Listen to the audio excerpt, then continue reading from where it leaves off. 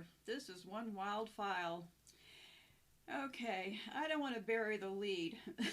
so, just so let me pull up the file here. The song you just heard, Grandma Got Run Over by a Reindeer, is a novelty Christmas song written by a person named Randy Brooks. The song was originally performed by the husband and wife duo of Elmo Shropshire and Patsy Trigg in 1979. Well, isn't that interesting?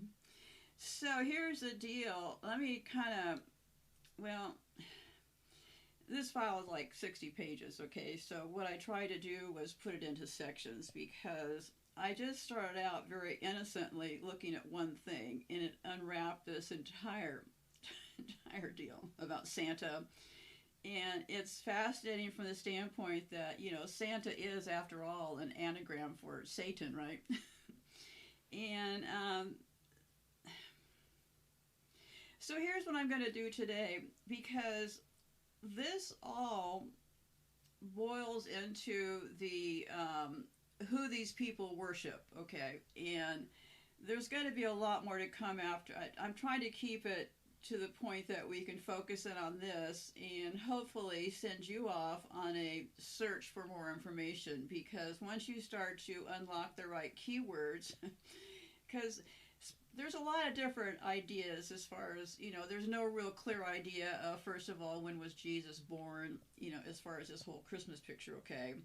And spoiler alert, in the last, I don't know, year or two, the Vatican has come out and said that this St. Nicholas character never really existed, okay? So keep that into context while I go through the show today, okay? Because what I believe, and I'm sharing with you why I believe this, is that this is actually an extraordinarily clever trick, okay? You traumatize all the children in the world with this idea of somebody coming down a chimney and the good children, the bad children, and I'm not going to get too engaged right now, but the whole thing is, it's really a horror show set up for children, right? And then the parents come along and trying to solve this issue, and let's face it, it's getting parents to lie to their children at a very formative stage. So, and whether you did it to your children or not is not the issue right now, because my point here is this was I would rate this as such a great manipulation on their part that I'll just share with you all the way that I got here, okay, without trying to get... So anyhow, so here's, and it's also, you've heard me say a million times that evil has to come packaged as help to really work. And what is more evil than Santa? So, and they're coming out in the open with a lot of this stuff, because I'll just update a couple of things, because there was a thing called the Commonwealth Games, okay? Commonwealth Games 2022 opening ceremony. Just type in those words, okay? Commonwealth Games 2022 opening ceremony, and that featured this mythical, remember we're talking really about mythical things here, right? So that featured this mythical character called Baal, B-A-A-L, okay? Right there in the open. They brought this thing out in the open. It was it's something else, so go watch it, okay? Commonwealth Games 2022 opening ceremony, okay? And then there's another clip to look for. These kids supposedly, accidentally, in a Disney thing, they flashed the word Satan instead of Santa. So, because I'd heard a lot about that Christmas had been something else before it was Christmas, but I really didn't know in my head, because there's all these messages around there as far as let's put Christ back in Christmas movement, and I'm very confused about it all, right? I was confused about who is Lucifer, who is Satan. I kind of had commingled them as being the same person, so. And what really, my main point here, which got me into this whole Christmas deal, is, well, when I was looking into, was there something besides Christmas, okay? Did something convert from Christmas, from what it supposedly was to what it is, okay? And actually, it did. There's this whole thing called Saturnalia. Okay, Saturnalia. It's held in mid-December. It's an ancient Roman pagan festival honoring the agriculture god Saturn. Now, from Saturn, I just took off into a completely different, in a million different directions here. So I tried to put them into concept for you, okay?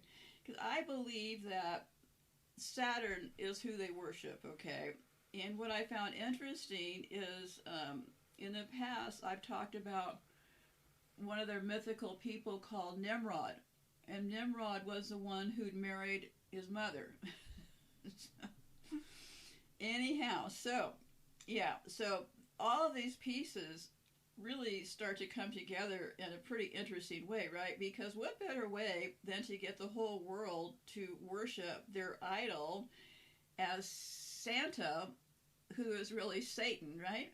They get people bowing to them, they get the gifts, they get the whole thing going. And I have some interesting clips. One clip that I'll be playing, this guy explains the different things, like with the Yule logs and the tree in the house that people do to mimic for Christmas, but it's really about satanic stuff. So he explains all that better. So let me get back to what I was going to try to explain. So anyway, so I started looking at the Saturnalia thing, and I thought, well, Saturnalia is Saturn, right? And I have no clue what Saturn is, okay? So I will weed you through here, because interestingly enough, our friends at NASA just showed pictures of what they see as Saturn from their computer department.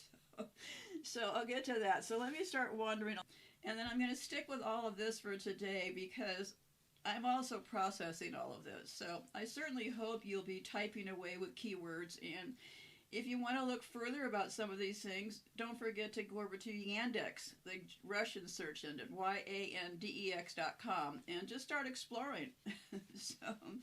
So, you know, spoiler alert, they have fessed up that St. Nicholas never existed, according to the church, the last couple of years. But anyway, let's unwind what this story tells us, okay? So, what happened was Saturnalia was held in mid-December, is an ancient Roman pagan festival honoring the agriculture god Saturn. Because of when the holiday occurred, near the winter solstice, Saturnalia celebrations are the source of many of the traditions we now associate with Christmas, such as wreaths, candles, feasting, and gift-giving. Saturn was a god in ancient Roman religion and a character in Roman mythology. He was described as a god of time, generation, dissolution, abundance, wealth, agriculture, periodic renewal, and liberation. Saturn's mythological reign, that means fantasy, right, kids? Let's keep that straight. Mythological reign was depicted as a golden age of abundance and peace.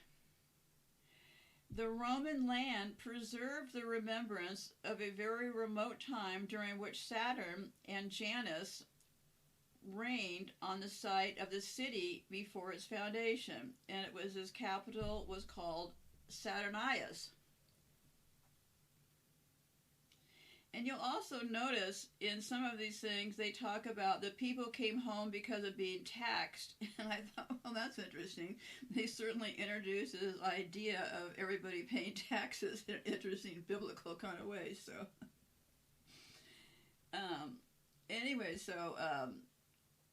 Saturn was a god in ancient Roman religion. Okay, I read that part again. After the Roman conquest of Greece, so after the Roman conquest of Greece, he was that we're talking about Saturn here. Saturn was conflated with the Greek titan Cronus, Cronus, and that's an important word to keep in mind here. And this is where their weirdness comes in. Saturn's consort was his sister Ops, with whom he fathered Jupiter, Neptune, Pluto, Juno, Ceres, and Vesta. So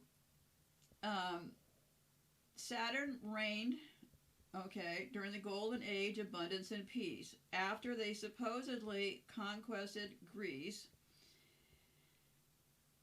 he had a relationship with his sister named Ops,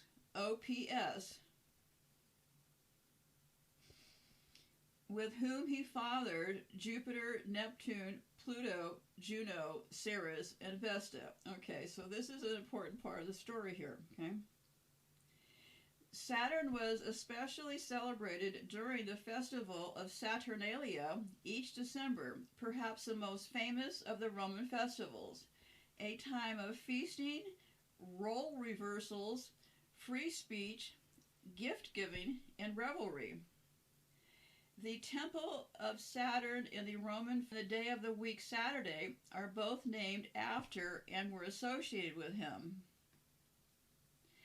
Although probably the best-known Roman holiday, Saturnalia, as a whole, is not described from beginning to end in any single ancient source.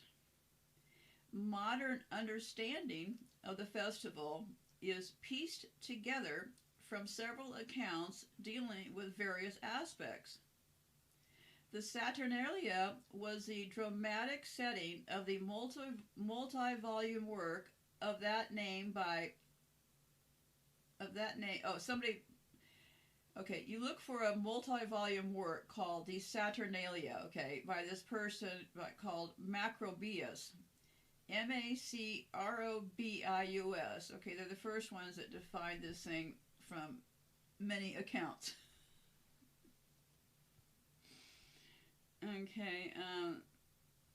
This Macrobius is a Latin writer from late antiquity who is the major source for information about the holiday. Okay, keep this straight. It was all pieced together from this other stuff, right? So sticking with the story here.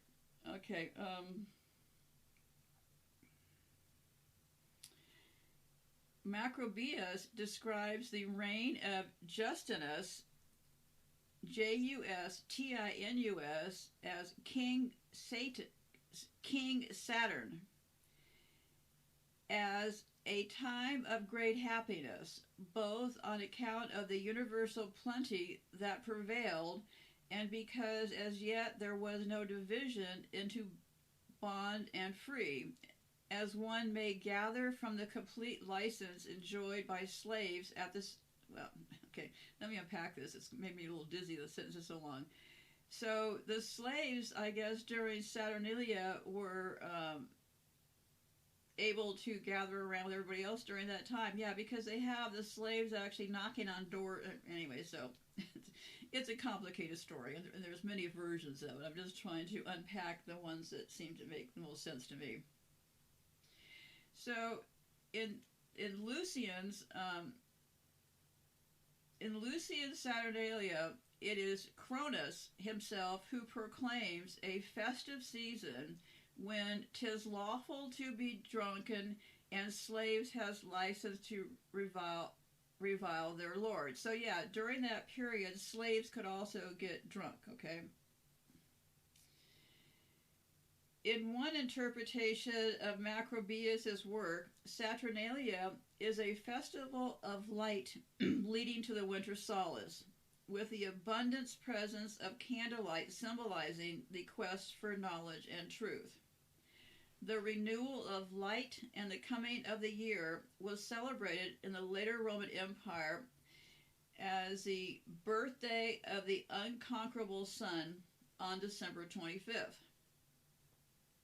There's a lot here to this light business because some people, and remember, when you start to wander around into some of these websites, it gets going to crazy town sometimes, okay? There's a lot of different beliefs out there. So, what was I going to say about that? Oh, some people believe that, like, the light that the Statue of Liberty has in her hand is called the light of Lucifer, okay? Because this light business enters into this mythological thing here. Just like on JFK's gravesite, well, fake gravesite, they put a light, a flaming light. That's also there what they put on some of these famous fake deaths, like Princess Diana. They did that light of Lucifer thing at the tunnel of that place. So anyway, so yeah, it's something. It's the light thing is important to them, and the light thing connects down the road here to this Lucifer concept. Okay, so that's why they're talking about this renewal of light. Okay, but it also, to me, it gives the parents to lie to their own children, right? To add confusion about what lies are, to create mistrust in the early bonding stages. Because when I was looking into this, I got to tell you, they're not in the children. Children, then I'm just guessing here. Okay, this is not an official study or anything, but it appeared to me that when children first are introduced to the Santa concept, they cry and they act like they want to get away, right? And the parents and the other people laugh and take pictures. Well, that seems kind of horrifying as a child, right? So then at that juncture, the rest of your life during Christmas, remember when Johnny was hysterical on Santa's lap? I mean, this whole scheme just has a lot of legs of how it is psychologically warfare from infant to adult, right? I mean, I gotta tell you, this is something else. So, yeah, because I call it now rug pulling psychological warfare, right? Get all the kids thinking they're going to get gifts, get most of them disappointed in what gifts they do or don't get. Yeah, build it up to a big crescendo with all this fancy music and all this stuff going on. And I think it's like, I was thinking the other day that it's like remember when I was talking about, and this show is in the title, when they had the orphan trains in this country. I talked about that, I don't know, the last year, but orphan trains is in the title. And what was significant in my mind about that whole story was that, all these children were used to populate this country from infants to toddlers, right? And they were all put on trains and sent around this country as just the synopsis, right?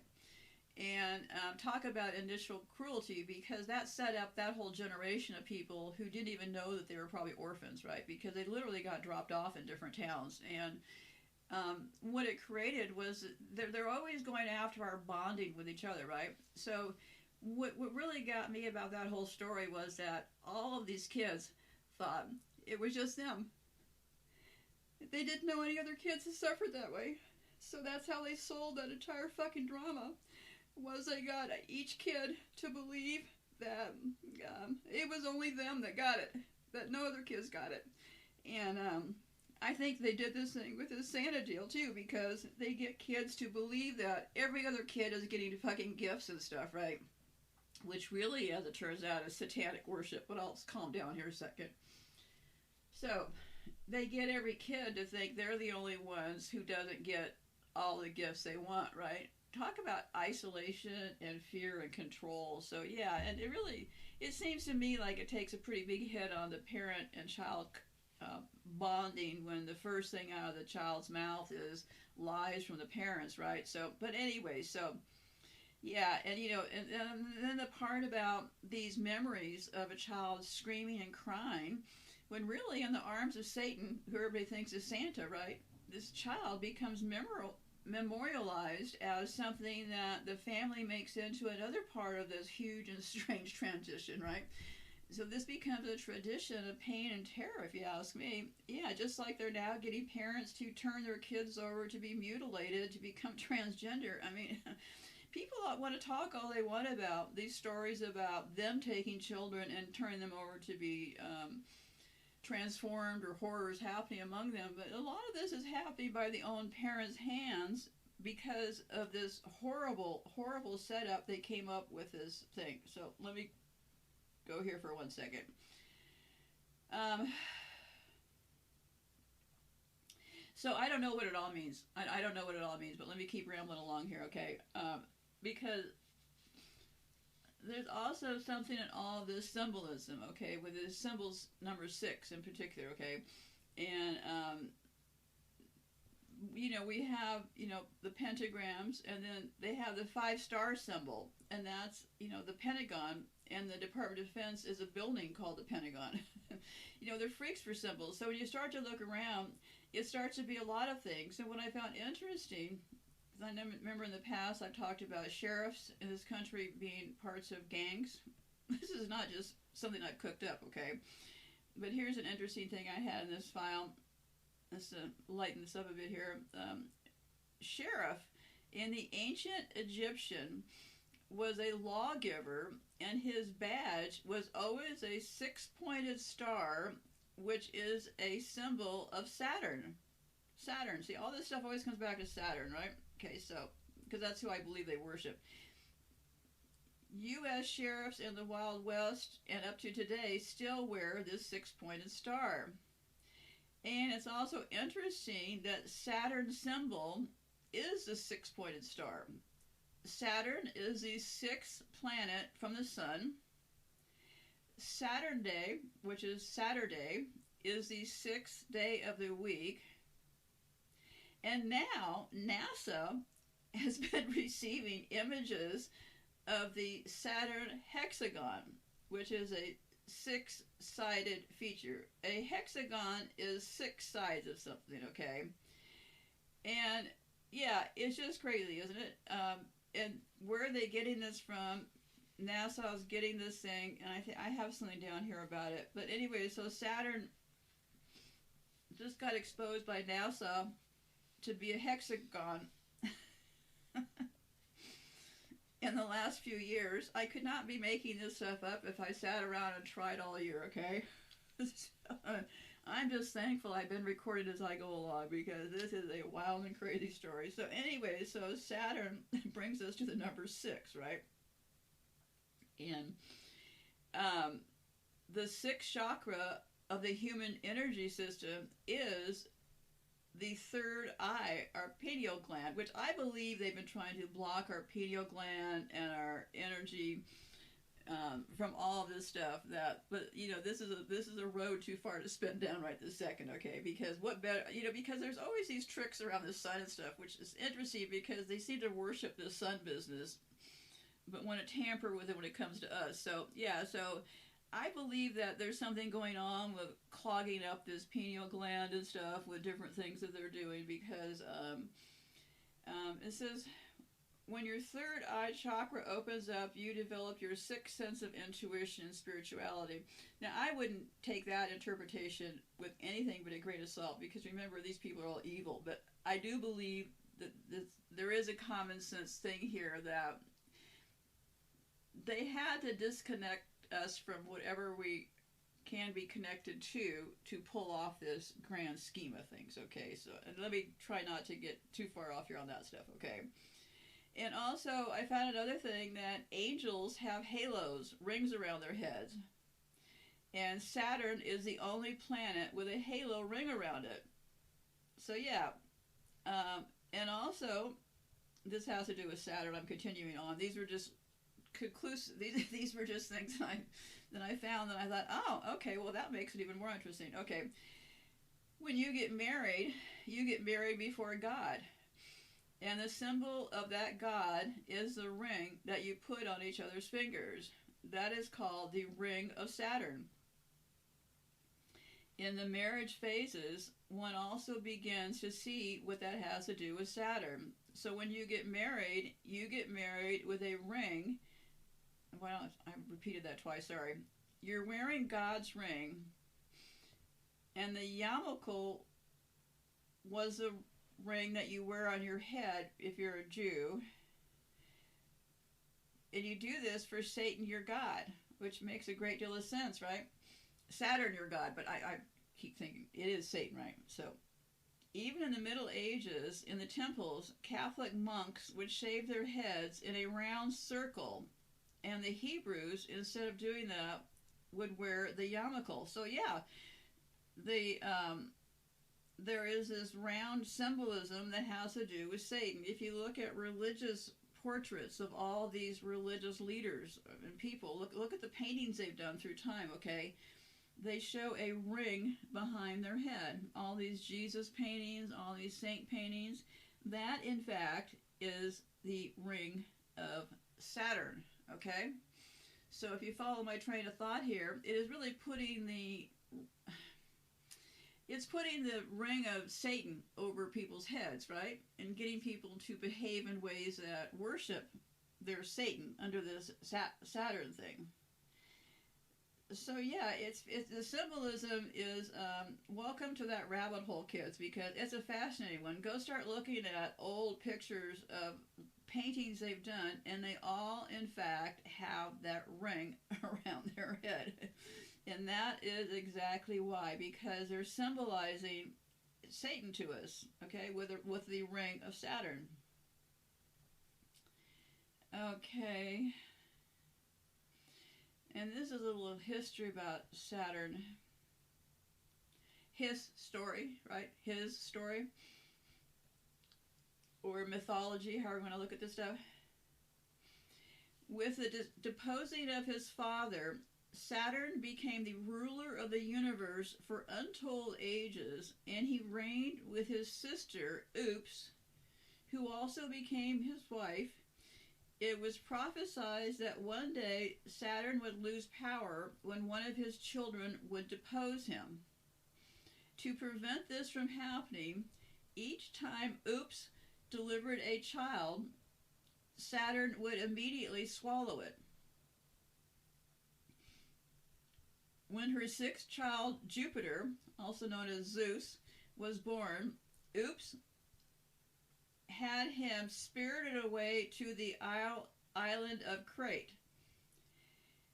She then wrapped a stone in her swaddling clothes. Her deception was complete when Saturn swallowed it, thinking it was the child. When this story is kind of confusing to me too, so just hang in there. So she wrapped a stone in his. Oh, she wrapped a stone. I don't get about the stone part, but when Jupiter was grown, he secured the job of cupbearer to his father. So I'm guessing that Saturn swallowed it but didn't kill him. Jupiter fed his father a potion that caused him to vomit up Jupiter.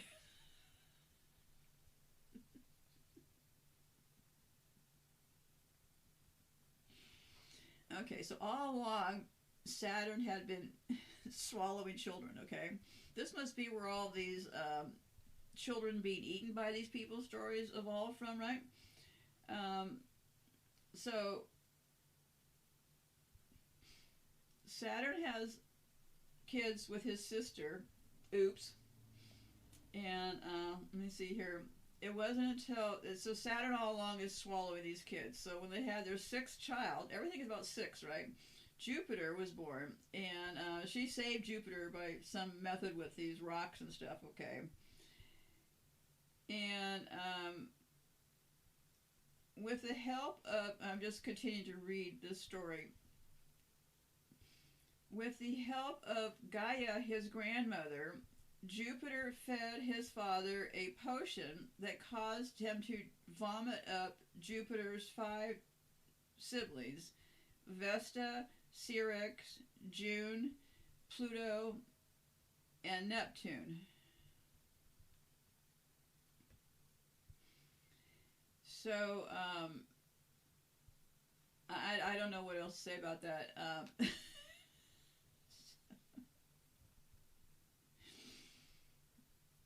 And remember, actual people sat around and wrote up these stories, okay? Yeah, so,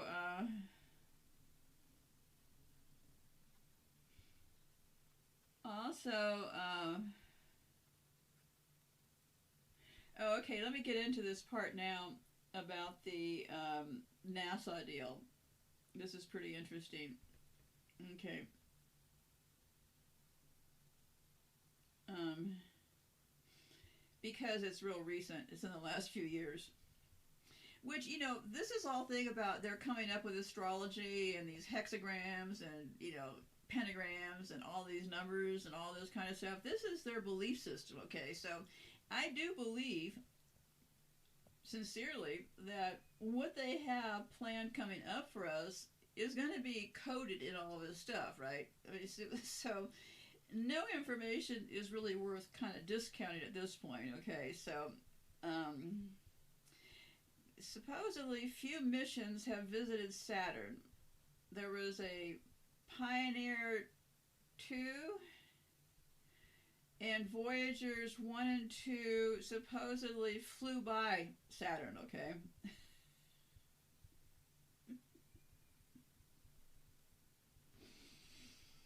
But there was a word you're looking for if you're into astrology and stuff. There was I guess a satellite or whatever they call it, called Cassini, Cassini. Now that orbited Saturn 294 times from 2004 to 2017. So what they discovered, and I won't mire you in too much of these details because it's actually very interesting. I would consider going there yourself. Just type in NASA Cassini and you'll find it. So what they supposedly saw, which is actually, I'll stop here and tell you, this North Pole business. This is what started me on this whole journey. When I realized that Saturn was near the North Pole, which of course, remember, I had no knowledge of any of this stuff, right? But I knew the North Pole from the Santa stories. So that's actually when my brain kind of clicked in and thought, hey, wait a minute, Santa, Satan, North Pole. So anyway, okay, so interestingly enough, the North Pole enters the picture here, okay? Saturn's hexagon is this is their wordage I'm reading from NASA, okay? But first, what's a hexagram? A hexagram is a figure with 6 straight sides and angles, okay? That's all a hexagram is, okay? And what they saw was Saturn's hexagram is a persistent, approximately hexagonal cloud pattern around the North Pole of the planet Saturn, located about 78 degrees north. The sides of the hexagon are about 14,500 kilometers, or 9,000 miles for fellow American idiots, which is about 2,000 miles, or 1,200 miles, longer than the diameter of Earth. Okay, so Saturn is pretty big, 9,000 miles long, 1,200 miles, anyway, yeah. It went on to say, I better just stick with reading this because the numbers start to jumble in my brain here. Okay, and this is according to NASA. I got this from their website.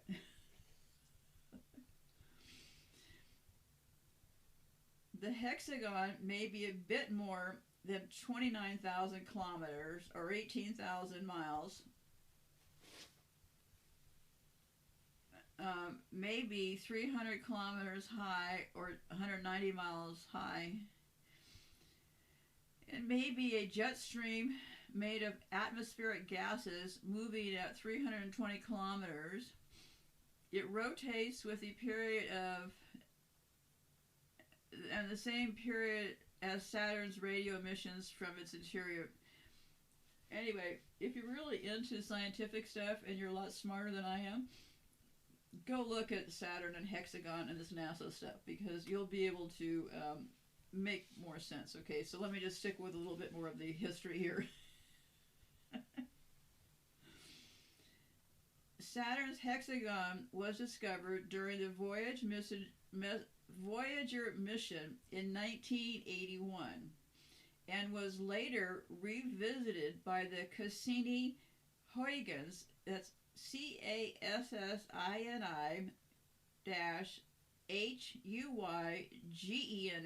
in 2006. During the Cassini mission, the hexagon changed from a mostly blue color to more of a golden color. Saturn's south pole does not have a hexagon, as verified by Hubble observations. It does, however, have a vortex, and there's also a vortex inside the northern one. So beyond that, that is all I know. That somehow NASA said, "Oh, look, there's a hexagon on Saturn." Okay, recently. Santa Claus, also known as Father Christmas, Saint Nicholas, Saint Nick, Kris Kringle, or simply Santa, is a legendary character originating in Western Christian culture. Did you hear that part? Originating in Western Christian culture, who is said to bring children gifts during the late evening and overnight hours on Christmas Eve of toys and candy, or coal or nothing, depending on whether they are naughty or nice. He supposedly accomplishes this with the aid of Christmas elves, who make the toys in his workshop, often said to be at the North Pole, and flying reindeer who pull his sleigh through the air. The modern character of Santa is based on folklore traditions surrounding St. Nicholas, the English figure of Father Christmas, and the Dutch figure of Sinterklaas. Santa is generally depicted as a portly, jolly, white-bearded man, often with spectacles, wearing a red coat with white fur collar and cuffs. The white fur cuffed red trousers, red hat with white fur, and black leather belt and boots, carrying a bag full of gifts for children. He is commonly portrayed as laughing in a way that sounds like ho, ho, ho. This image became popular in the United States and Canada in the 19th century due to the significance of the 1823 poem, A Visit from St. Nicholas. Caricatures, God, excuse me, it's early, and political cartoonist Thomas Nast also played a role in the creation of Santa's image. The image has been maintained and reinforced through song, radio, television, children's books, family Christmas traditions, films, and advertising. Yeah, so from cartoonist Thomas Nast in Harper's Weekly in 1863, okay? They say that in his origins, he can be traced back hundreds of years to a monk named St. Nicholas. And it said that he gave away all of his inherited wealth and traveled the countryside helping the poor and sick. But as I mentioned earlier in the show, the church recently came out and said that, well, St. Nicholas was never really found, so. He is also said to bring gifts to the homes of well-behaved children on the night of Christmas Eve, or during the early mornings of Christmas Day, and coal to naughty children. And then I have this piece here because I was way confused between what is Satan and what is Lucifer, right? So Satan and Lucifer are often confused and misrepresented in the media. However, understanding these two characters is important for understanding Christianity and the Bible. And this is a quick overview I found, okay? Satan is the fallen angel who tempted Jesus in the wilderness. He is also the mastermind behind all humanity's sinfulness. Lucifer is Satan's primary opponent and most powerful servant. He is also known as the morning star or the light bearer. The biggest difference between Satan and Lucifer is in their role in the Bible. While Satan tempted Jesus, Lucifer served as his royal servant. He helped lead Jesus to crucifixion, but was later thrown out of heaven for rebelling against God. In contrast, Satan is known for being a rebel against God who desires to have humans ruled by him instead of God. So, Satan tempted Jesus. Lucifer served as his servant. But Lucifer got Jesus to be crucified. Okay. Okay. Then I had some other... I'll just read you some of these questions that I had because I was kept questioning this Satan and Jesus stuff. Satan and Lucifer are two different characters in the Bible. Satan is portrayed as a liar, a cheat, and a murderer. He also desires to overthrow God and rule the world. Lucifer, on the other hand, is portrayed as a kind and loving angel. He is also known for his wisdom and knowledge. The main difference between Satan and Lucifer is their role in the Bible. Satan was created by God and is a rebel against him, while Lucifer was created to be God's champion. So then I was wondering, because I kept hearing the name Satan and the devil, so I asked, how did the devil become known as Satan? Okay, here's the answer for that. Satan's name comes from the Hebrew word Satan, meaning adversary. In the Hebrew Bible, the devil is a powerful figure who tempts people into sin. The New Testament expands on this idea, describing Satan as a rival angel who opposed God. In Christian art and literature, Satan also often has horns and a tail.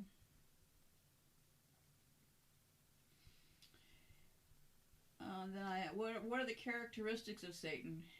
Satan is a fallen angel who rebelled against God.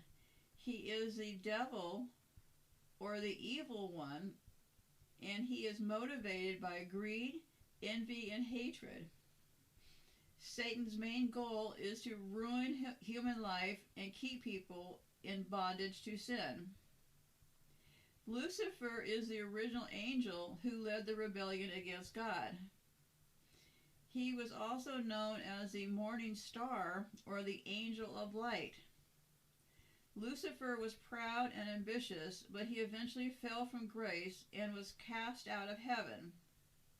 Lucifer became Satan's right-hand man, and together they waged a war on God.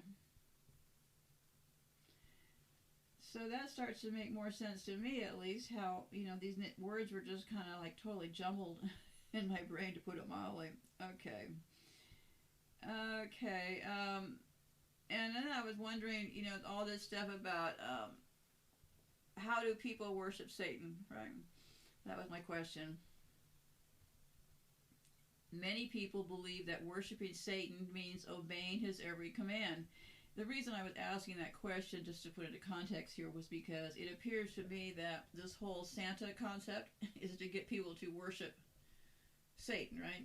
So that was why I asked that question. So this was what the answer I got was. And if you are bold and go down some of these satanic believer sites, it's just it's pretty madness, right? You really walk off the highway into some crazy zones there. So this was a pretty clear answer as far as why they worship. At least it made sense to me. Because I believe they're trying to control and get to manipulate us to worship who they worship, is the bottom line here. And I just believe that. Okay, this is the reason I'm sharing my work, is so everybody can kind of thinky for themselves. Okay, so many people believe that worshiping Satan means obeying his every command. However, there is a big difference between obeying and worshiping him. Worshiping means offering your full and complete respect and adoration to someone or something. Obeying means doing what someone tells you to do out of respect for their authority. Satan is portrayed as the arch enemy of God in many religious texts, but this doesn't mean that he demands blind obedience from his followers. Oh, wait a second. I got a battery problem, and the last thing I want to have is the thing to disconnect. Okay, hold on. Okay. Okay, where was I? Satan is portrayed as the arch enemy of God in many religious texts, but this doesn't mean that he demands blind obedience from his followers. In fact, one of the things that makes him so dangerous, we're talking about Satan here, is his ability to tempt humans into sinning against God.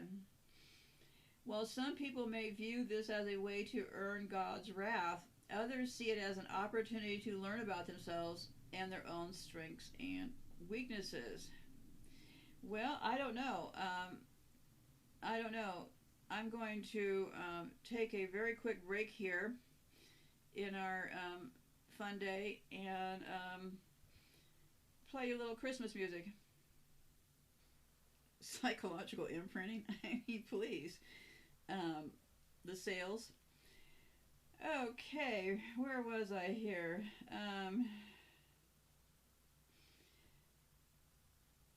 Okay. Oh, I had some more, you know, you can find a million different ideas. So I continued looking at, and here's, I'll just read from this, okay? Satan is also portrayed as a devil, but what's the difference between Satan and Lucifer?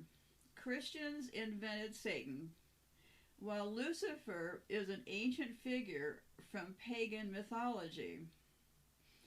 And then they said, here's a look at the key differences. Okay, so Satan and Lucifer. Christians invented Satan, okay? And Lucifer came from the historians, right? Okay. Number one, Satan is a figure originating in Christianity, while Lucifer is an ancient figure from pagan mythology. In Christianity, in Christianity, Satan represents evil and temptation, while in pagan mythology, Lucifer represents light and goodness. Number three, Satan was originally a symbol of opposition to God, while Lucifer was seen as a symbol of hope and inspiration. Number four, in Christianity, Satan is often depicted as a snake or dragon, while in pagan mythology, he may be depicted as an angel or man. Now, this is the part, okay, because remember, we're dealing with people that actually wear snakes on their logos, right? And I didn't write this stuff, so. Okay, you know, all this stuff with the snakes, the dragons, anyhow, so I hope that helps clear things up. So, Satan is thought to be behind the evil in the world, while Lucifer is often seen as a symbol of hope and progress. I guess what it probably means is this, is that everything is mirrored, right? Dual world. So everybody agrees that Satan is a pretty evil person, right? Or evil entity, or whatever the hell you want to call it. So everybody agrees that Satan is evil. But they would probably want to show us images of Lucifer as being good and light bearing. Otherwise, they put that light in the Statue of Liberty's hand. Welcome to World of Satan. Because I thought for a long time that the United States is a creation to be somehow the worship of Satan. That all these people are definitely into something. So yeah. Okay. So that shows to me the duality of it all. Okay. In Roman folklore, Lucifer means light bringer in Latin, okay, was the name of the planet Venus, though it was often personified as a male figure bearing a torch. The Greek name for this planet was variously Phosphoros, also meaning light bringer, or Heteropros, meaning dawn bringer. Lucifer was said to be the fabled son of Aurora, Aurora, and Cephalus, and father of Ceyx, Ceyx. He is often presented in poetry as heralding the dawn. So that's the various ideas about Lucifer, okay? So Lucifer was also the name of the planet Venus, okay? So, and Venus was the one who bared the torch, okay? Planet Venus in alignment with Mercury. Oh, see, that was just a picture, okay. So, the Latin word corresponding to Greek, phosphorus, is Lucifer. So there's all these words that lead back to Lucifer. It is used in its astronomical sense both in prose and poetry. Sometimes poets personify the star, placing it in mythological context. That's that star we see everywhere, right? They have like stars on the flag for the United States. All those stars are very significant to these people, okay?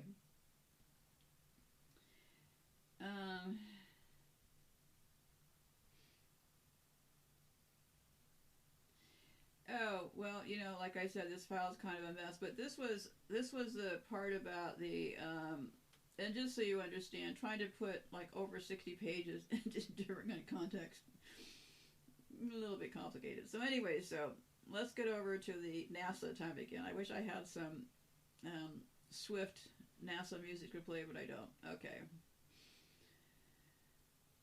Okay. And keep in mind, they have based their entire world on these numbers, what degree this is, what specifically this word is, and all of this. So I will read from what their text says, okay? And this was a text that I found that was published on March the 27th, 2007. And everything they do has some significance in numbers, okay?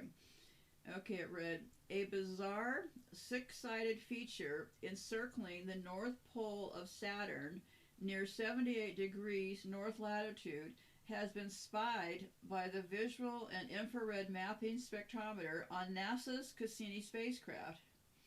This image is one of the first clear images ever taken of the North Pole region as seen from a unique polar perspective.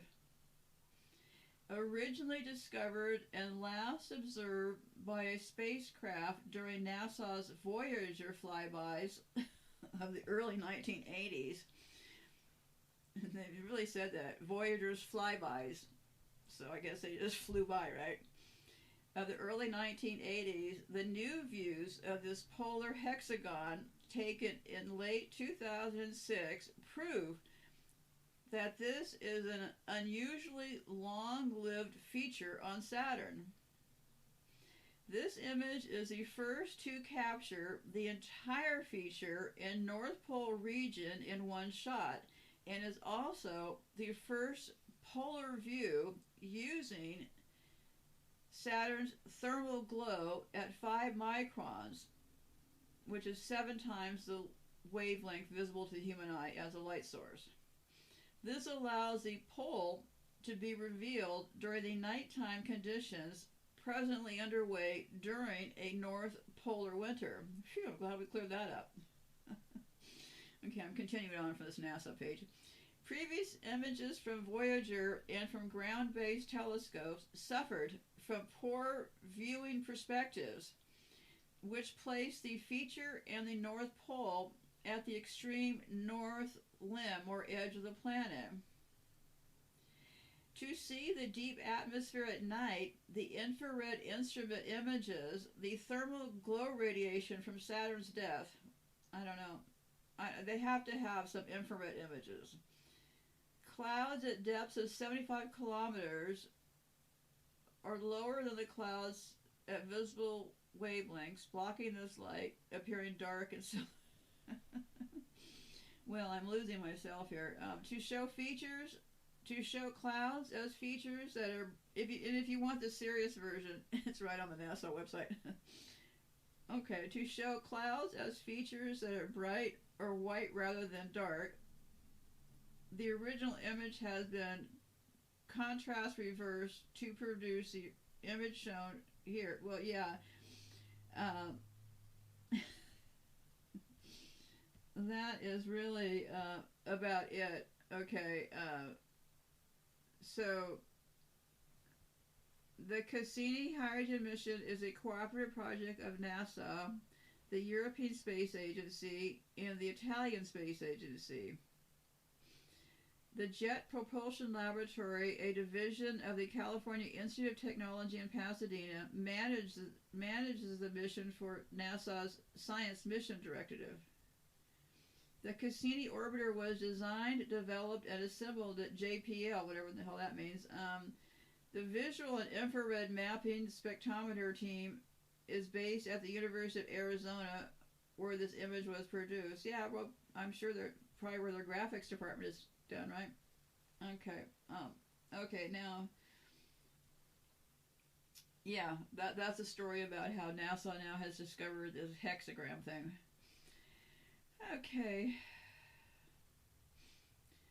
Saturn was one of the most expressly mentioned planets in the Bible, is what I found, along with Venus and Earth.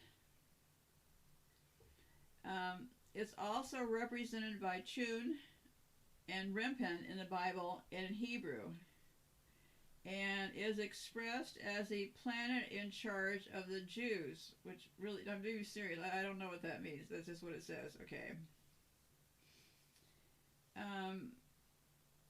So I don't know. I and then I had some of these, all these names keep popping up, like the Eye of Horus and all of them, with all these planets and stuff I've been looking into. So I pulled in some of this planet stuff, because remember, they wrote this story, right? So it's a little bit early on to start discounting any of what this is. It's mythology, right? And we need to put it into our brains to kind of try to make it make sense. So there was this thing about the Greek Osiris, chopped into 13 pieces.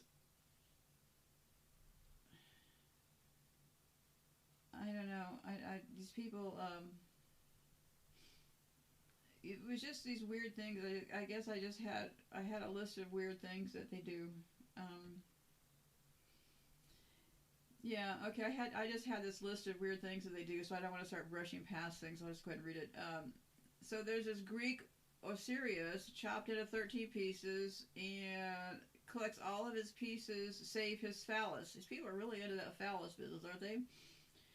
Okay, Horus, son of Osir and Osset, sets out to avenge the death and dismemberment of his father by confronting said Horus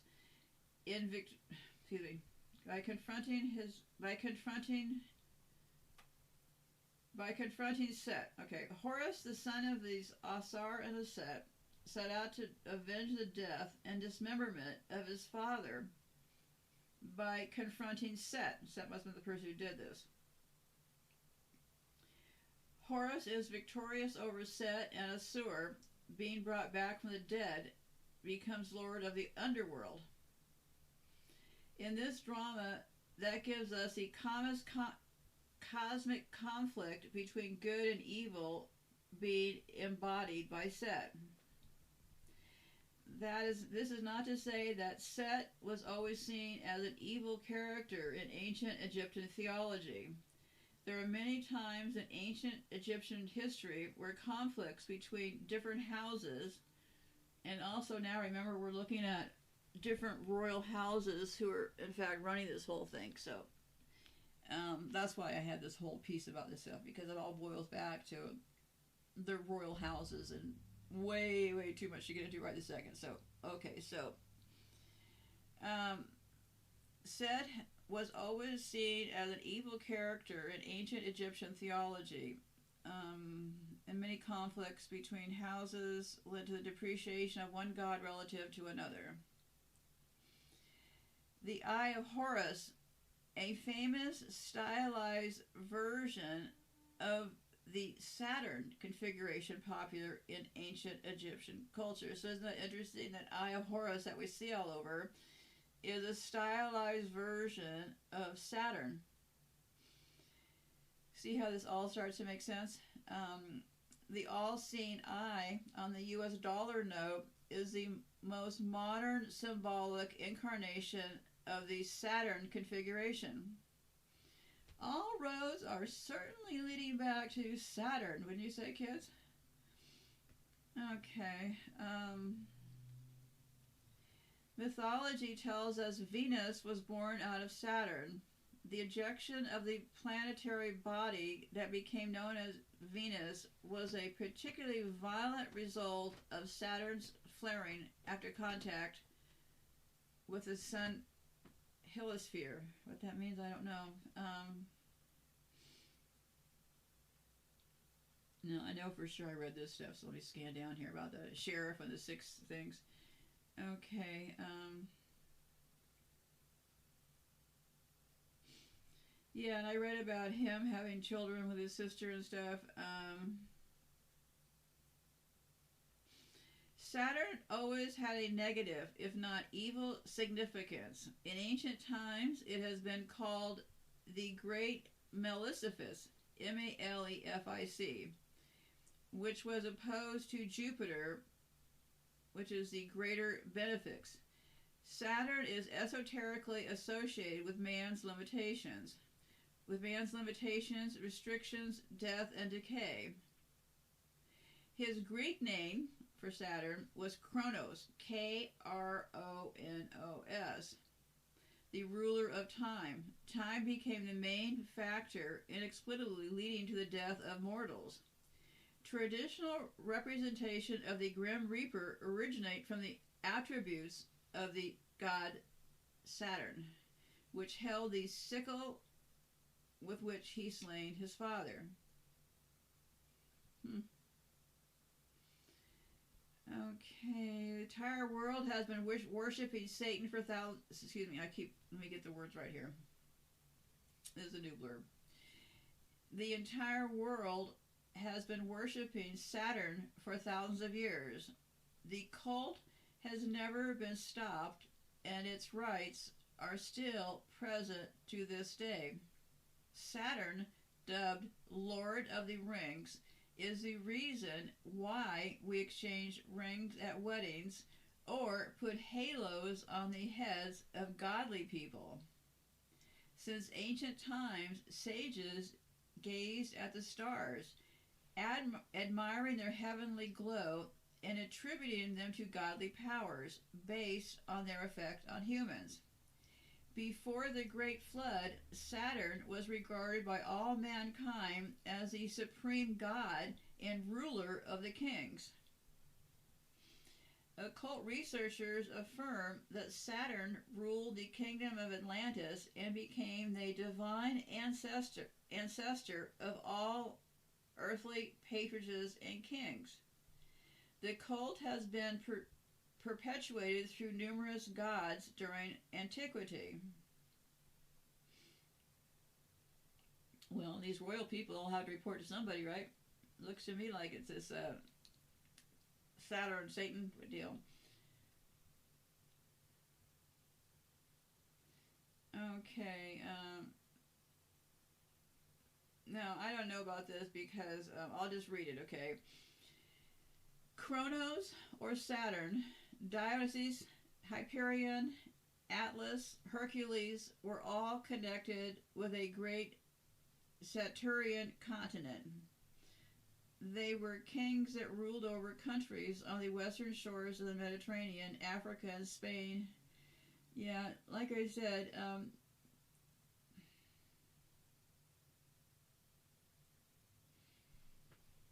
I don't know. There is. It's a rabbit hole of all rabbit holes. And let me tell you something else that kept coming up, which I found just a lot of the things that I've been reading about start to make a lot of sense. Okay, because this goat business, right? All over online, they just talk about that Baphomet goat, which is the goat, 2 sexes and all. Baphomet goat. Okay. And here's another goat that comes into this Saturn picture. And remember, supposedly they worship those goats. So they have this character called Pan, P-A-N, okay? It's a half man, half goat, okay, called P-A-N. Extremely, once you learn the right words to look for, this stuff opens up just endless information. So let me try to recap what I found out about Pan, because, of course, all this talk all the time about goats, right? Okay, Pan has been associated with Saturn, while Saturn rules Capricorn. Capricorn is represented by a goat-fish hybrid. So Saturn rules Capricorn, and Capricorn is by the goat and fish hybrid, okay? Okay.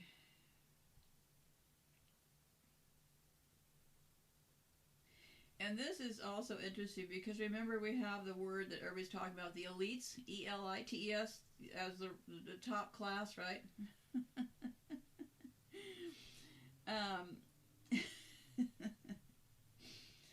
It's just, once you start going down the right path, it just all starts to unfold, and I don't know, very, very interesting, at least to me. So, okay.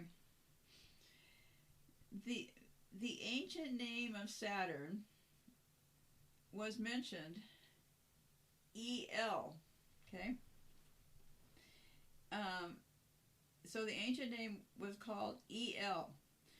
It's a reason why those that were chosen by E-L were called elites, okay? So that was the ancient name for Saturn. Then it said, in fact, the words elect, elder, elevated, Elohim, temple, circle, gospel, apostle, disciple, evangelist, all derived from the cult of El, E-L.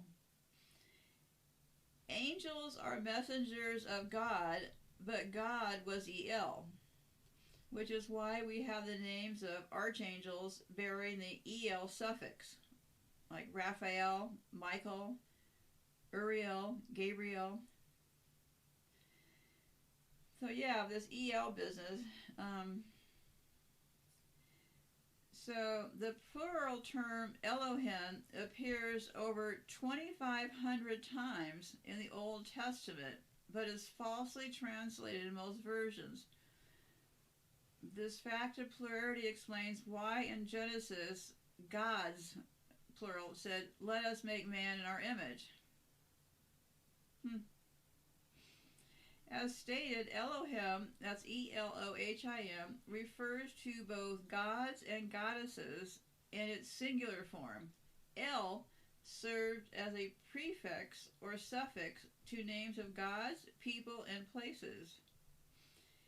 Whereas Emmanuel, Gabriel, Bethel, and even Satan was one of the Elohim.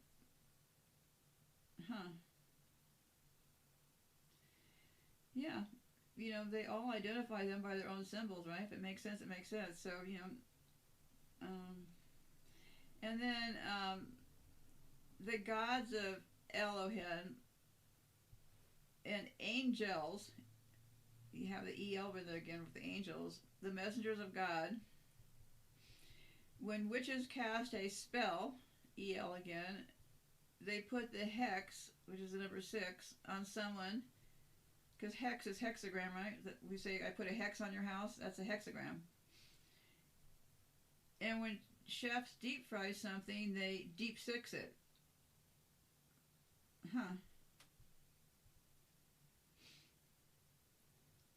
Okay. Yeah, and then you look at all the logos. All you have to do is do a very quick search of logos using Saturn. Pretty obvious. They have Saturns all over the place. There's even a car called a Saturn. The logos are just insanely easy to find, and it's so over your face that it's kind of hard to, you think, how did I miss this all this time, right? Now I don't know what this means, so I'll go ahead and scan past it.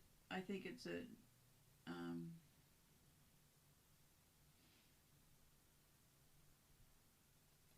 Okay. I'm going to right now. I'm going to be playing this very popular song um, because I wanted to mix in here some things about part of how the when you get a music beat into somebody's brain, right? And they're playing, and what better beat to have in our brain? Yeah, all the psychological manipulations, right? What's more manipulating than that Jingle Bell Rock song? Let me see here. I had something about it. Because Jingle Bell Rocks, the artist was Bobby Helms. Um, the release date was 1957. That was when the good times were really rolling, right? A home for everybody, a big old car in every garage. 1957. Jingle Bell Rock, Bobby Helms made one of the all-time great Christmas songs, one of the best that was still entering the charts 60 years after it was recorded. So yeah, there's a lot of ways that we've been manipulated. So let me get back to this stuff is going to be stuff that well, I'm going to take you through it because I've decided that, from the very beginning, 5.5 years ago, that I wasn't going to edit based on what I thought you might like to hear or not hear. So let me just keep going here. I don't know how long we are in time here, but it doesn't really matter. So,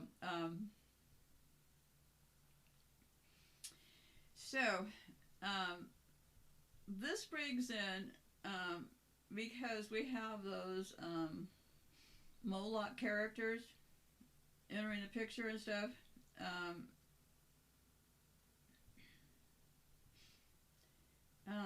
What I think I'm going to do with this is put this into a whole different thing later because, but this Moloch thing is where they had the half man, half bull person that they made sacrifices to. But okay, but they say that Moloch's sign is the hexagram star. And that hexagram star is the same thing on the Star of David, the Jewish star, right? The ones who they're hiding as the Jewish star. That also has that hexagram. And the Jews also revere the number 6, and they hold the Sabbath on Saturday, the day of Saturn and Satan. To summon demons or take place an evil course called a hex. Yeah. Anyways, let me scroll down here because some of this stuff just becomes if you know the right words, you can start to look a little bit deeper, okay? But sometimes you can drive yourself into the mud too quickly. Excuse me. And also disconnect yourself from the data. So I'm hoping that I'll inspire you to look deeper for yourself. Okay.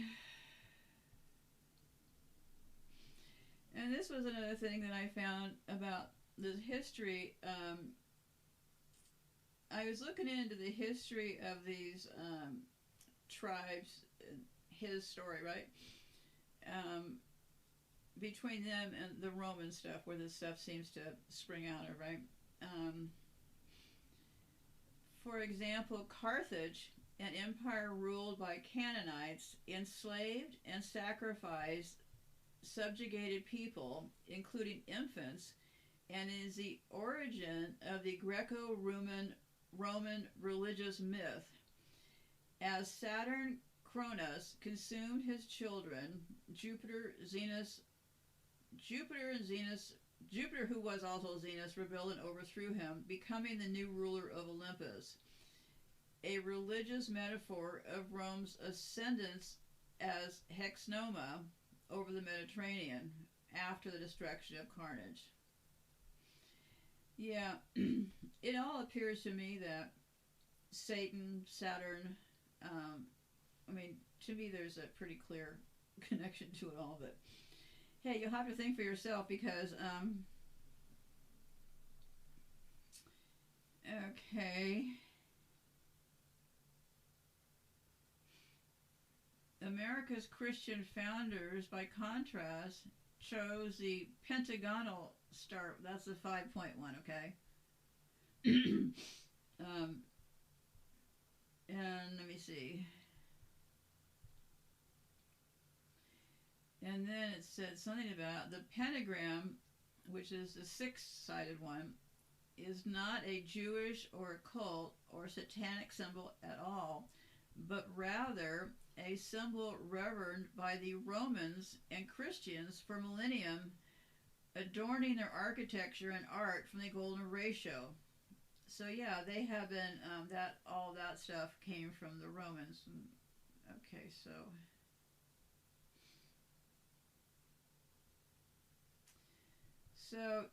yeah, some of the history becomes just, let me scroll down here. So I don't know. They had the 6-star one, and then Americans founders came up with the 5-star one. Okay, that's why our star on the flag has 5 stars. Everything has a meaning to these people. Okay, and also the Pentagon is, we have the American, that government place called the Pentagon. The Pentagon is the U.S. Department of Defense. Lucifer, okay, I'm going to kind of wander here. Lucifer, meaning light or the shining one, was the morning star, which was actually the planet Venus, okay?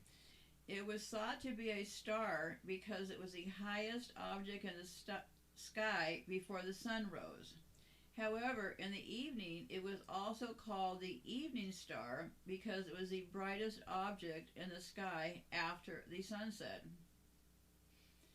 When it went below the horizon, the mythology was that it descended into the underworld or fell from heaven.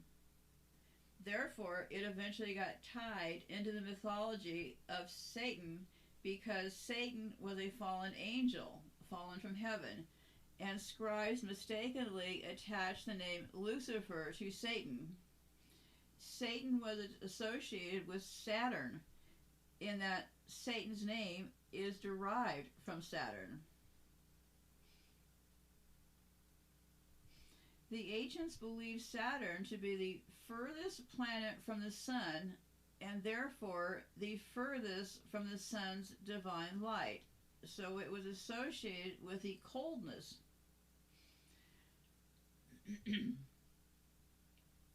Cold was associated with darkness and the underworld because during winter it's cold. We have shorter days and crops and other flora die or go dormant. So their mythology, the sun spent more time in the underworld during this time. Also in astrology, which was practiced in most ancient civilizations, Saturn is directly across from the sun on the astrological wheel, and therefore is its adversary, just as Satan is the sun's adversary in Christianity. So Saturn being directly across from the sun in astrology means it's its adversary. Wow, it's a lot to unpack. These ancient world mythologies eventually got co-opted by Christianity, who turned these stories into history, when the mythologies about the gods were often metaphors for astronomical bodies and events. Imagine that, right?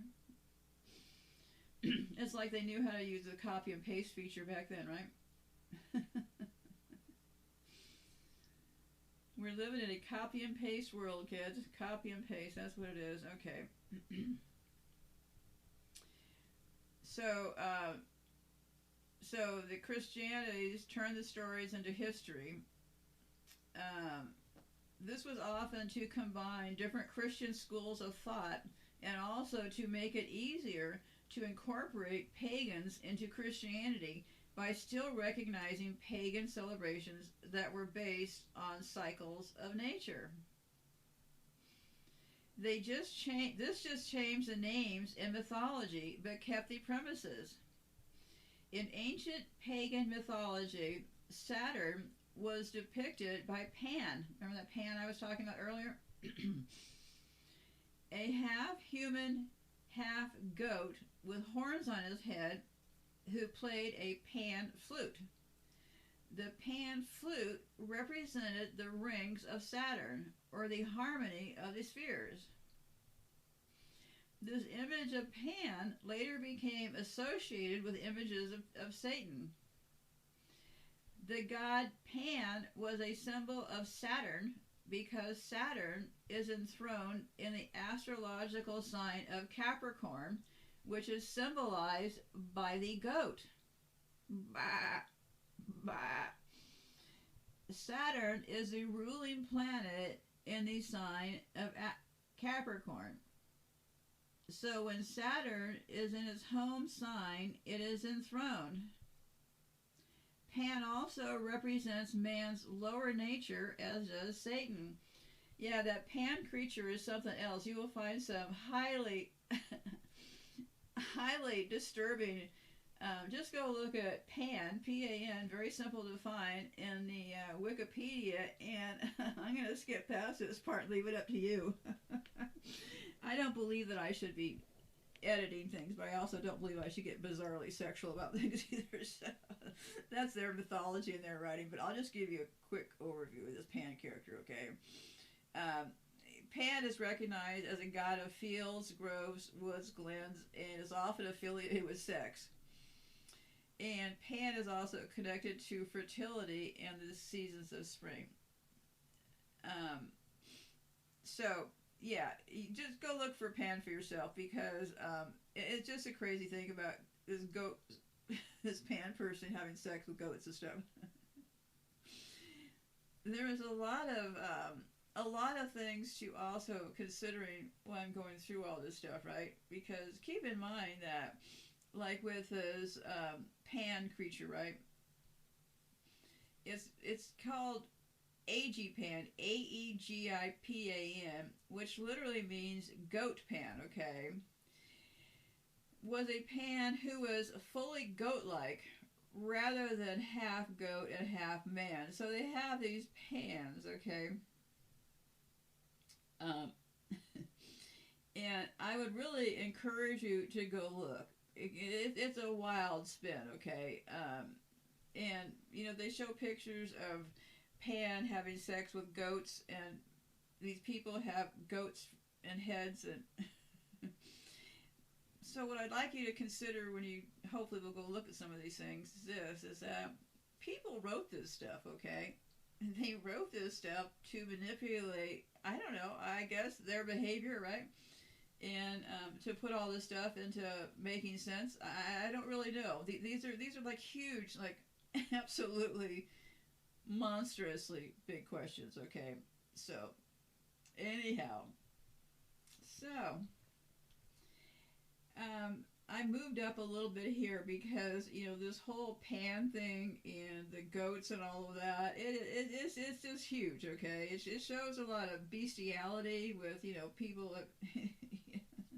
Bestiality is the act of people having sex with animals and all that stuff. So yeah, you know, it really gives us a view into what their minds are, is what I'm trying to say here, okay? Because I think that's why we were always so, or at least I was so fascinated by true crime, because who could have really imagined all this stuff, right? But a psychopath that wants to control our minds and stuff. So anyway, on this Pan deal, I moved down in time to. Because go look at Pan in Wikipedia and you'll see what I mean.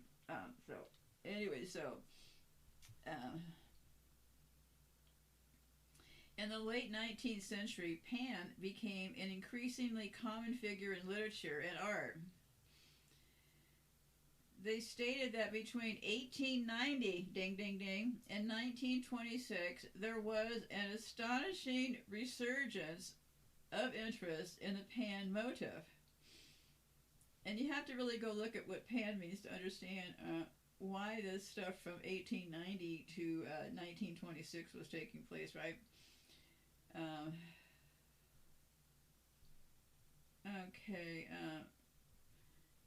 Pan appears in poetry, in novels, and children's books, and is referenced in the name of the character Peter Pan.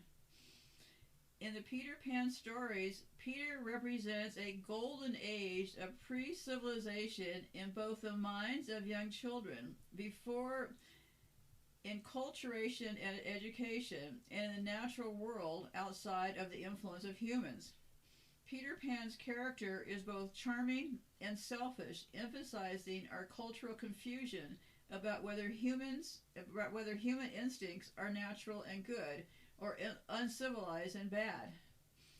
As J. M. Barrie describes Peter as a betwixt and between, part animal and part human, and uses this device to explore many issues of human and animal psychology within the Peter Pan stories.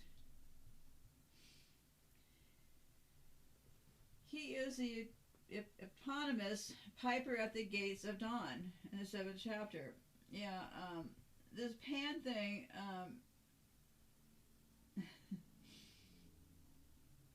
there was a, go look at the Pan pictures and then think about what I'm saying about this Pan person being used as a children's thing, okay? There was a Arthur Manchin's 1894 novella, The Great God Pan, uses the god's name in a simile about the whole world being revealed as it is really, seeing the great god Pan. The novella is considered by many, including Stephen King, as being one of the greatest horror stories ever written, The Great God Pan, and I will be taking a look for that myself. Pan entices villagers to listen to his pipes as if in a trance in his novel, The Blessing of Pan, published in 1927. Although the god does not appear within the story, his energy certainly evokes the younger folks of the village to reveal. Yeah, this Pan business is something else. When you consider that, well, go look at what Pan means. And they say that Pan's goatish image recalls conventional faun-like depictions of Satan. The similarities between conventional representation of Pan and the devil were observed by occultists Aleister Crowley and Anton LaVoy, the latter who said in the Satanic Bible, this is what they said: many pleasures revered before the advent of Christianity were condemned by the new religion. It required little change over to transform into horns and cloven hooves of Pan into a most convincing devil. Pan attributes could neatly be changed into charge with punishment sins, and so the metamorphosis was complete.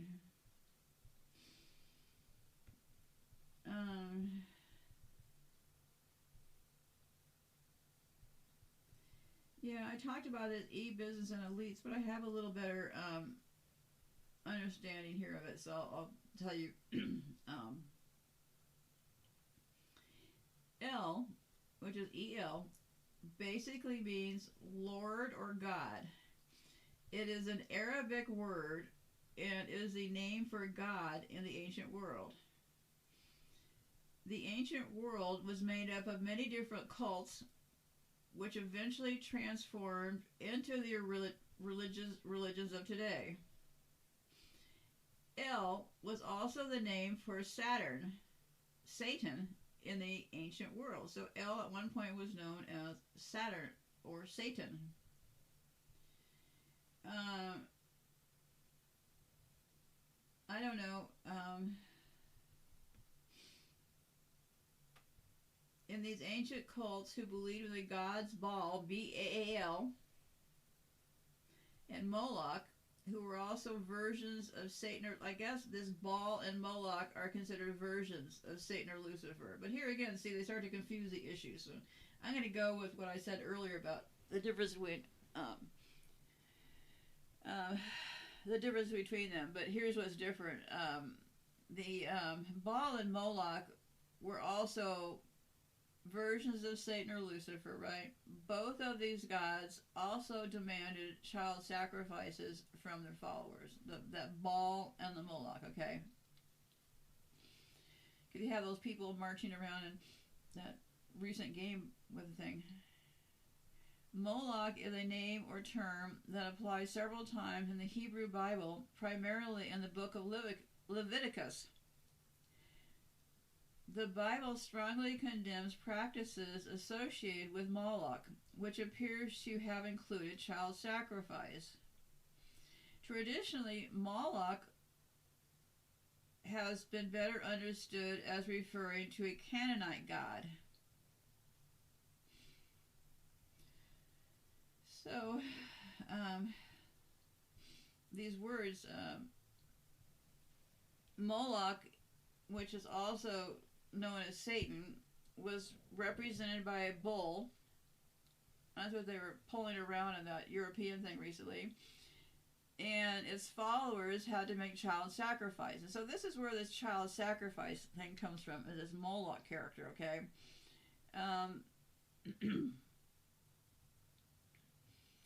And then we have Baal, B-A-A-L, which can also be shown as a bull or a ram, okay? And then the one that we see more commonly is the Baphomet. That's the one that is half male, half female, sitting in the chair. Baphomet came later and was a satanic deity that the Knights of Templars were accused of worshiping, that supposedly was incorporated into occult and mystical traditions. All three entities are representative of Satan, Lucifer, and involve child sacrifice. You know, you'll start to see the patterns because a lot of things become kind of copy and pasted, if you know what I mean. But anyway, so it's interesting when you learn to look around some of the symbolism, because this Moloch thing, they have the bull on Wall Street as a bull. Okay, now this is another interesting part about the Saturn business, okay? Just because Saturn is all over our visual, once you start taking a look at the Saturn stuff, I've just tried to condense from my notes the parts that would not totally confuse the issue, but hopefully engage and interest people. That's a big one.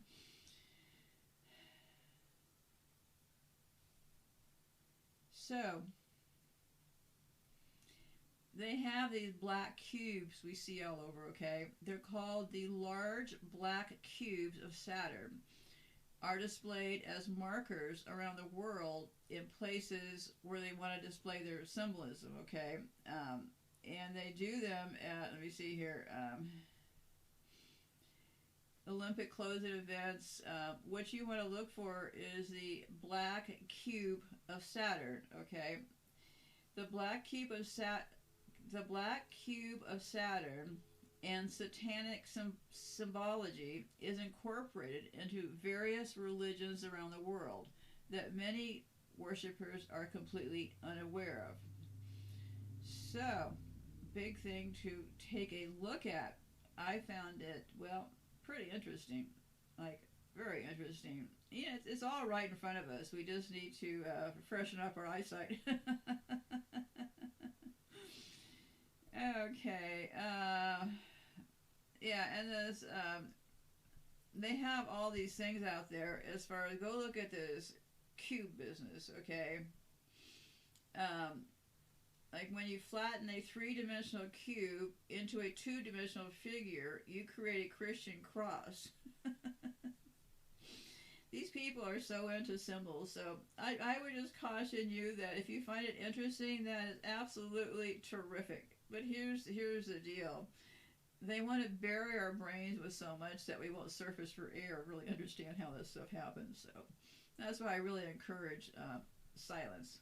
See what direction your own head gets put into with all this, because this is, well, this is kind of like the big puzzle of all puzzles, right? Now that we're here at this point and take an understanding of what does Santa mean, what does Satan mean. In Judaism, the six-pointed Star of David represents Satan and originates from Saturn. Orthodox Jews wear the black cube of Saturn on their forehead, like the third eye, and call it the tefillin, Tefillin. So this Saturn thing, I gotta tell you,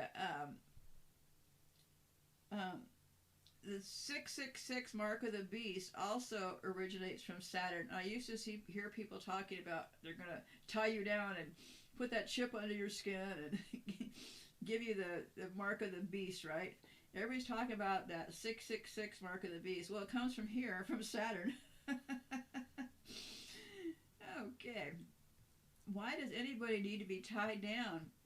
Why don't they just set down those devices if you want to give up that fear of wanting to be tied down? Because right now, they don't need to tie anybody down. They've got those devices in everybody's hands. So, yeah. In India, the Hindu god Shiva the Destroyer equals Satan. And they have a snake around their neck. This stuff... in ancient Greece, the Greek name for Saturn was Kronos, Kronos, a key name to put into your hat because you'll start to see Kronos a lot in relationship to this Santa deal. But what's interesting is, see, I believe our time has been completely manipulated, right? We don't know what year we're in. I mean, there's no way of knowing. I mean, there's people out there trying to unwrap this puzzle, but, my work is really identifying who are the people that are doing all this stuff, right? Because that's just like a lot of religious stuff, just a whole lot of guessing going on. So, but, the basic premise, I totally agree with that. Our time has been completely manipulated, okay? So, in ancient Greece, the Greek name for Saturn was Kronos, Kronos, holding a sickle. He eventually became Father Time, holding a sickle with a long white beard. In many religions like Islam and Judaism and Orthodox Christianity, men still wear long beards that goes back to these cults unknowingly in honor of Satan. So well, maybe the people wearing the beards don't know why they're wearing the beards, but yeah, it's another symbolism about their Satan deal that they have all these people wearing the long beards. The colors of Saturn are black and red. I mean, how black and red? I mean, Santa has what? Black and red? Okay. This I found interesting because I was looking at this symbol, and in the United Nations, there's a special room called the meditation room for meditation, introspection, etc. There are no chairs or sofas to sit on, just a large black cube donated to the UN by the King of Sweden. And as I talked about this so many years ago, I'll refresh everybody's memory here. So, that's why you just keep looking, kids. You just keep looking. It even gets more interesting as you keep looking, right? Okay, so,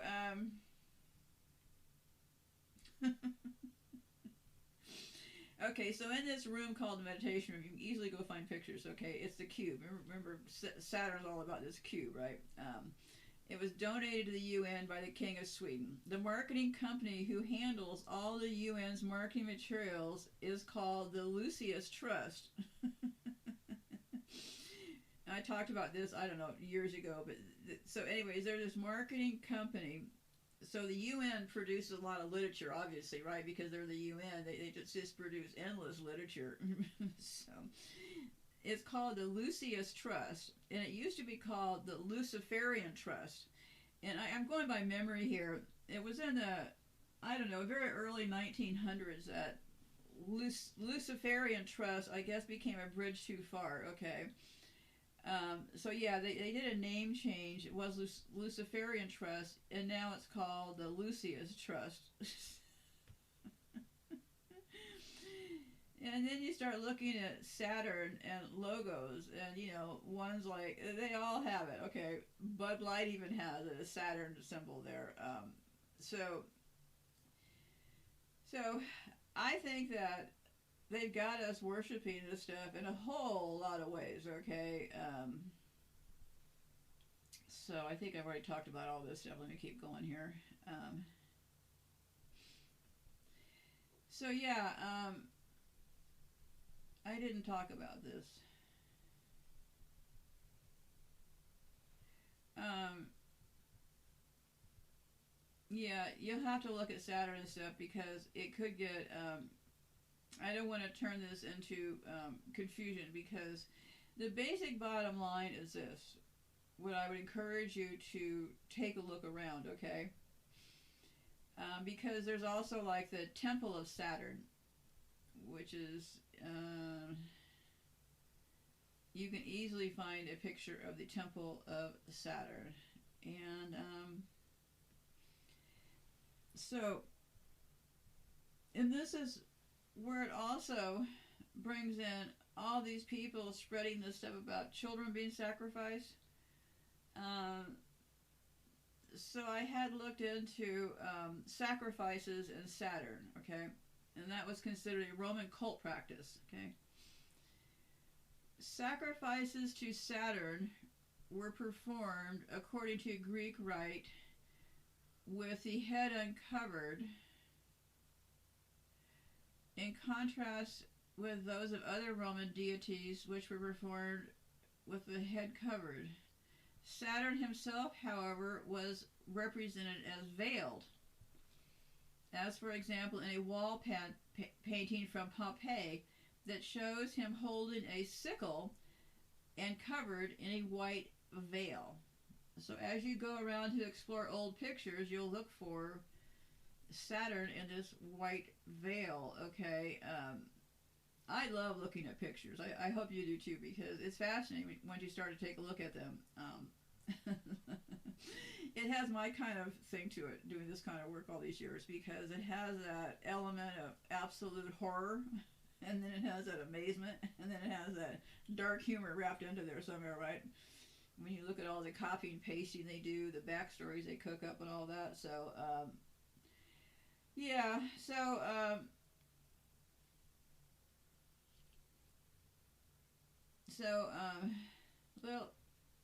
cults outside of Rome. Little evidence exists in Italy for the cult of Saturn outside Rome, but his name resembles that of the Etruscan god Satres. The potential cruelty of Saturn was enhanced by his identification with Cronus, known for devouring his own children. He was thus used in translation when referring to gods from other cultures. The Romans perceived, so he was always referred to as what they perceived as being severe. He was equated with the Carthian god, which is Baal, to whom children were sacrificed, and to Yahweh, whose Sabbath was referred to as Saturn, Saturn's Day. Okay, kind of a gruesome deal going on here, right? Saturn is associated with a major religious festivity in the Roman calendar, Saturnalia. I would really encourage you to look at Saturnalia. It was a time where they reveled and handed out gifts and got made into Christmas. Yeah, and Saturn is, the gladiator thing, okay.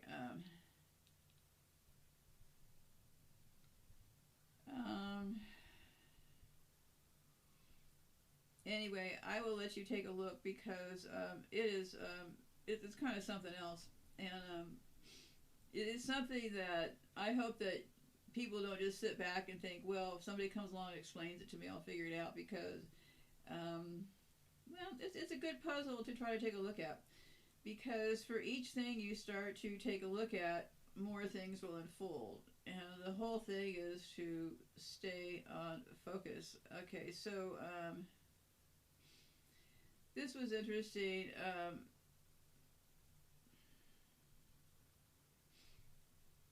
they have, you can look at, spiritually, Saturn is associated with both the root chakra and the crown. As the ruler of the root, Saturn relates the earth element, the physical world, and all the trials and limitations that come with being in the world. As the ruler of the crown, Saturn represents the resolution of karma and the move into higher consciousness. Saturn is a teacher, but unlike Jupiter, the metal of Saturn is traditionally lead because it represents the weight of the responsibilities we carry. Magically, Saturn is the power of manifestation. Yeah, that would be interesting because these people are all about gobbling up more stuff, right? So I remember all the New Age people were all about just manifest it all. It brings things into form, both our karma and our intentions, if they match our spiritual path. Saturn is the master of discipline, named after the Roman version of the Greek Chronos. See here again. The Titan association with the harvest and reaping, both rewards and consequences. Here we go. Rewards, consequences. Everything's dual, right?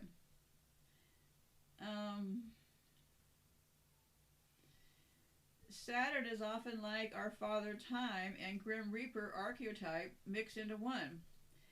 In the Kabbalah, Saturn is associated with the Sephiroth of Binah and linked to the divine feminine cosmic goddess and destroyer. Saturn is the power of the primal and ancient ones in any culture, the first gods, the ancient father and mother. The sign of Saturn is the earth sign Capricorn, the mountain goat. And because the sun enters the sign of Capricorn at the winter solstice, a time traditionally associated with the birth of the divine child in many cultures, Saturn is also linked with the divine child of life and rebirth. Saturn has many divine faces. It matters not which one we listen to, as long as we listen to that small voice of guidance before it becomes a landslide.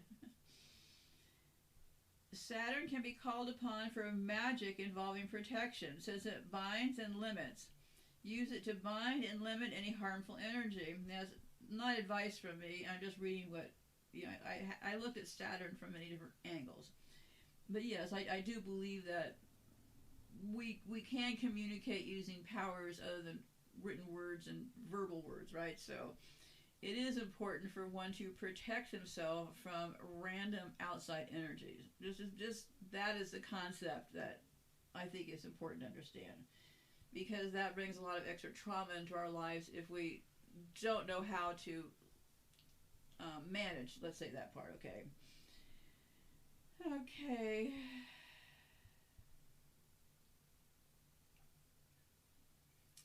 Astrologically, Saturn is associated with the principles of limitations, restrictions, boundaries, practicality, and reality, crystallizing, and structures. Saturn governs ambition, career, authority, and hierarchy, and conforming social structures. It concerns a person's sense of duty, discipline, and responsibility. So yeah, that's why they're always talking about these returns of Saturn and stuff, right? So wow, that's quite a deal to get into. So yeah,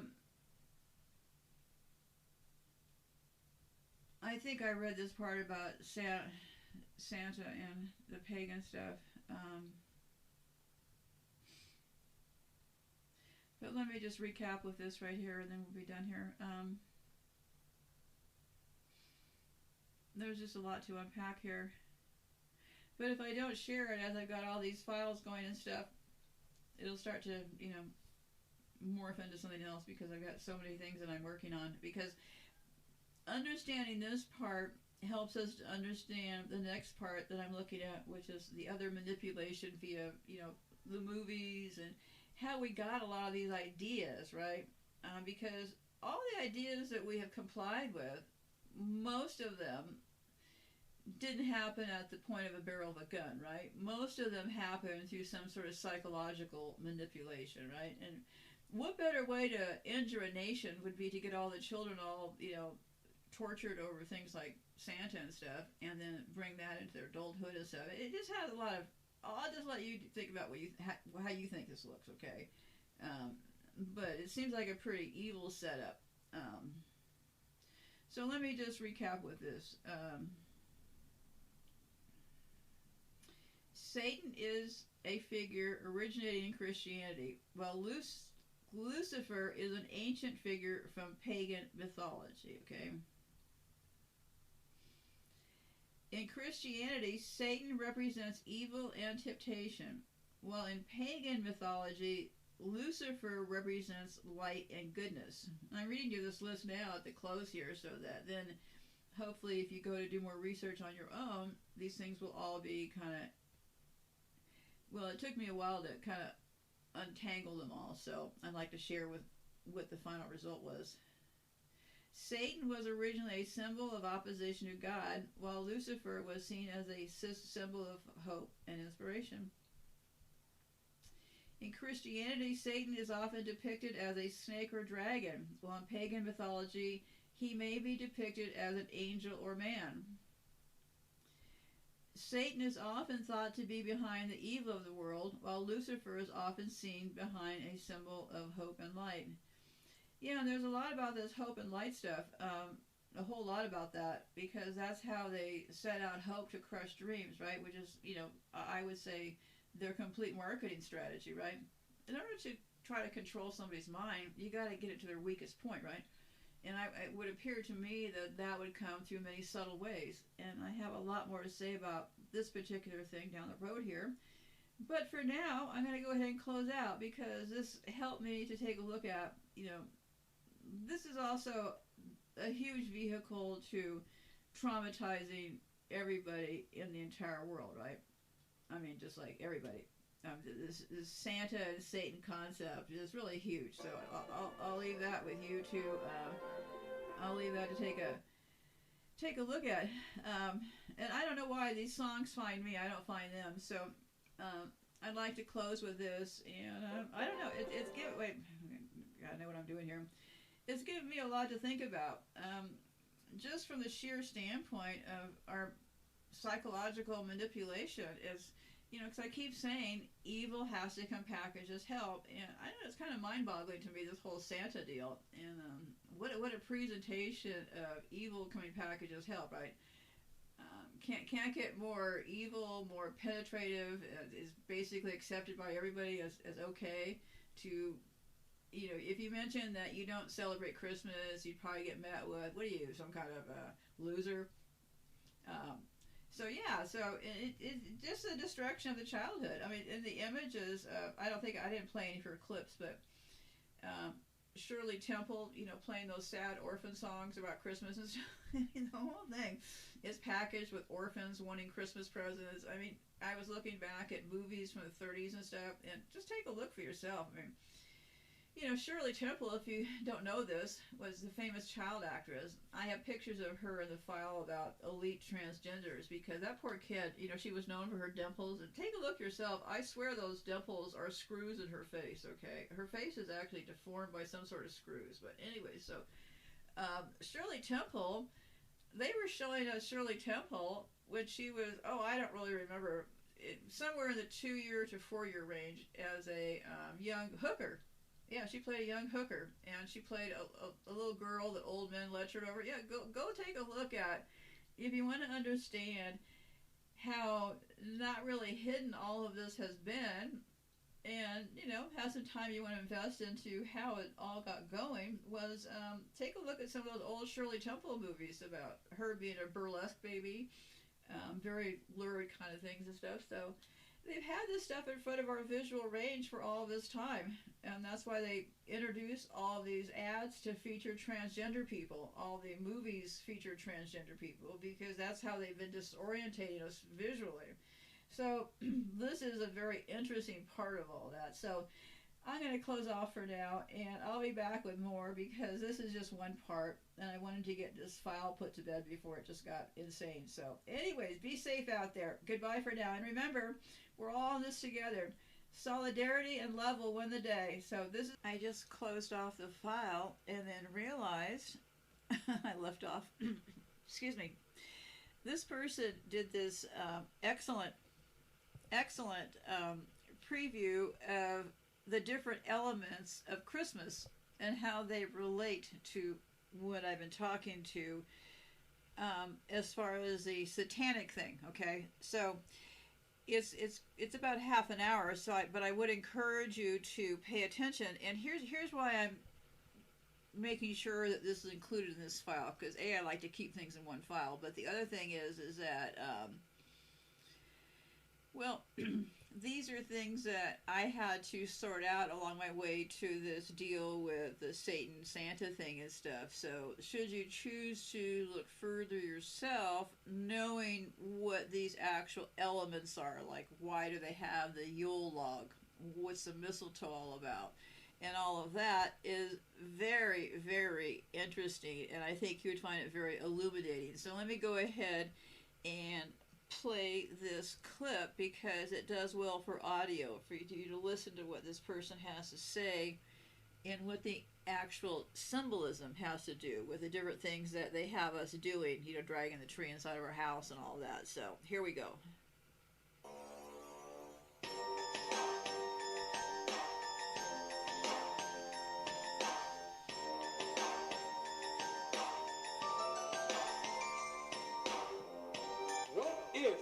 Shown that what you believe to be Christmas in your mind is not really what Christmas is in reality.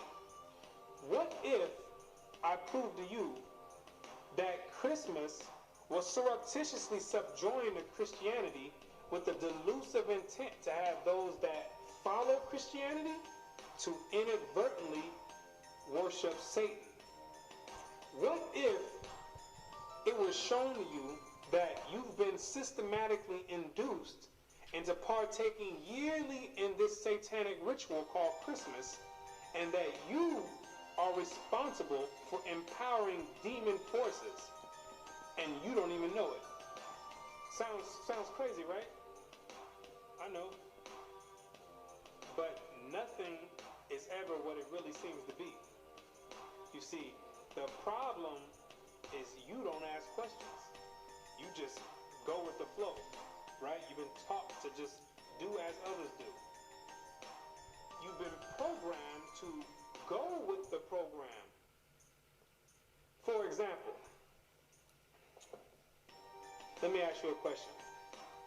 Why do you bring a tree in your house on December 25th? What does that signify? What does it mean? What's the reason you do it? The answer is you don't know.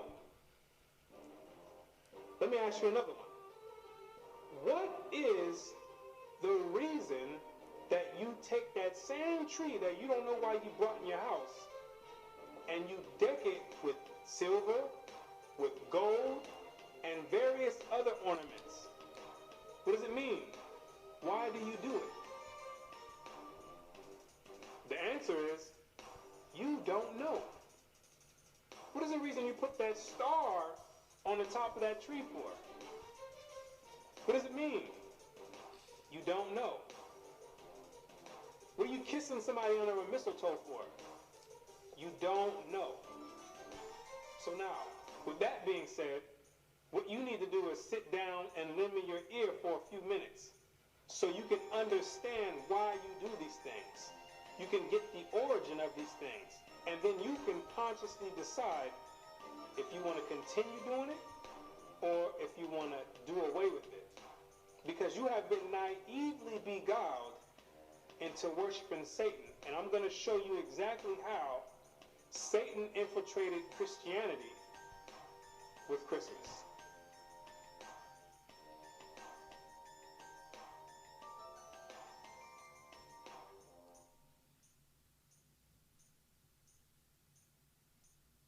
Festivals of Rome are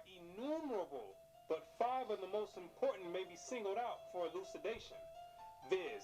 Christmas Day, Lady Day, Easter, the Nativity of St. John, and the Feast of Assumption. Each and all of these can be proved to be Babylonian.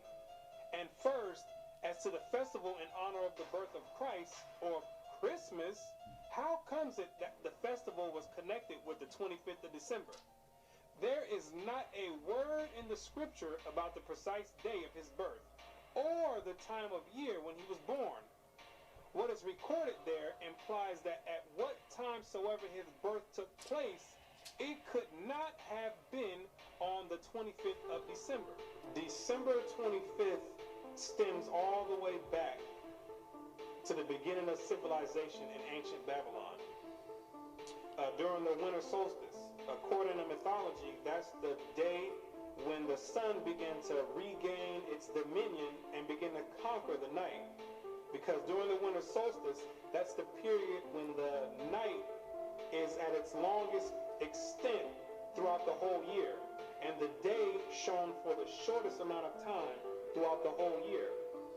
So in a sense, there's this type of mythological battle going on between the sun and night.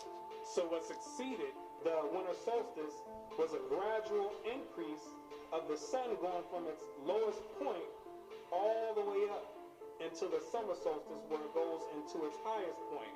So the pagans back then took that as a sign that the sun was beginning to regain dominance over the night, and they began to make deities out of it.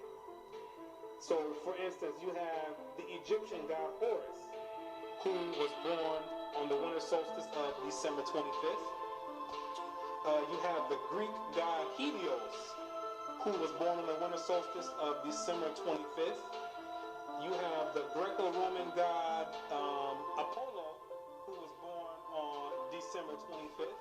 You got the Hindu god Mithra, who also was born on December 25th. And you got the demon of all demons, the deity named after Nimrod, Baal, who after Nimrod's death, he was deified by his mother Semiramis and turned and claimed that he became the sun god. He also was born on December 25th. The scholars know, and all the elite know, that December 25th has always been used as a pagan day to conjure up spirits and demons. It's always been used that way. So now what they did was take the Bible and infiltrate it and then put the name Christ over it and got the whole world conjuring up spirits and empowering demons on December 25th, when it has nothing to do with the birth of Christ at all. At the time that the angel announced his birth to the shepherds of Bethlehem, they were feeding their flocks by night in the open fields. Now, no doubt the climate of Palestine is not so severe as the climate of this country, but even there, though the heat of day be considerable, the cold of the night from December to February is very piercing, and it was not the custom for the shepherds of Judea to watch their flocks in the open fields later than about the end of October. What the Bible does say is that during the time of Christ's birth, the shepherds were outside feeding the flocks and grazing them by nighttime. And anybody in their right mind will tell you that there's no way shepherds are going to be outside in the dead of winter grazing flock in the blistering cold. The Bible does not substantiate winter birth, because there's no way the shepherds would be outside grazing flock in the dead of winter when it's blistering cold. I stay in Florida where they have mild winters, and there's no way, even in the wintertime, I'm going to be outside in the middle of the night grazing the flock, and I have sheep. There's no way I'm going to go out there and be grazing the flock. They're going to have to wait until the morning. At the birth of Christ, every woman and child was to go to be taxed at the city whereto they belonged, whether some had long journeys, but the middle of winter was not fitting for such a business, especially for women with child and children to travel in. Therefore, Christ could not have been born in the depth of winter. And during the time of Christ's birth, Mary and Joseph had to go back to their city to be taxed. The Romans had set up publicans all throughout the land of Israel to have the Israelites come and pay tribute to them. And there's no way in the world that the Romans would have set up a taxation time during the dead of winter, because back then they didn't have cars and stuff where you can jump in with a heater. People had to walk and had to go out however means necessary, but they didn't have heaters with them. So in the dead of winter, when it's blistering cold, that would not be a beneficial and an appropriate time to have people come all the way back to get taxed in their own cities. Zondervan Bible Compact Dictionary. Christmas, the anniversary of the birth of Christ, and its observance celebrated by most Protestants and by Roman Catholics on December 25th, by Eastern Orthodox churches on January 6th, and by the Armenian Church on January 19th. The first mention of its observance on December 25th is in the time of Constantine, about AD 325. The date of Christ's birth is not known. The scholars themselves know that Christ was not born on December 25th. They know that for a fact. That's factual to them.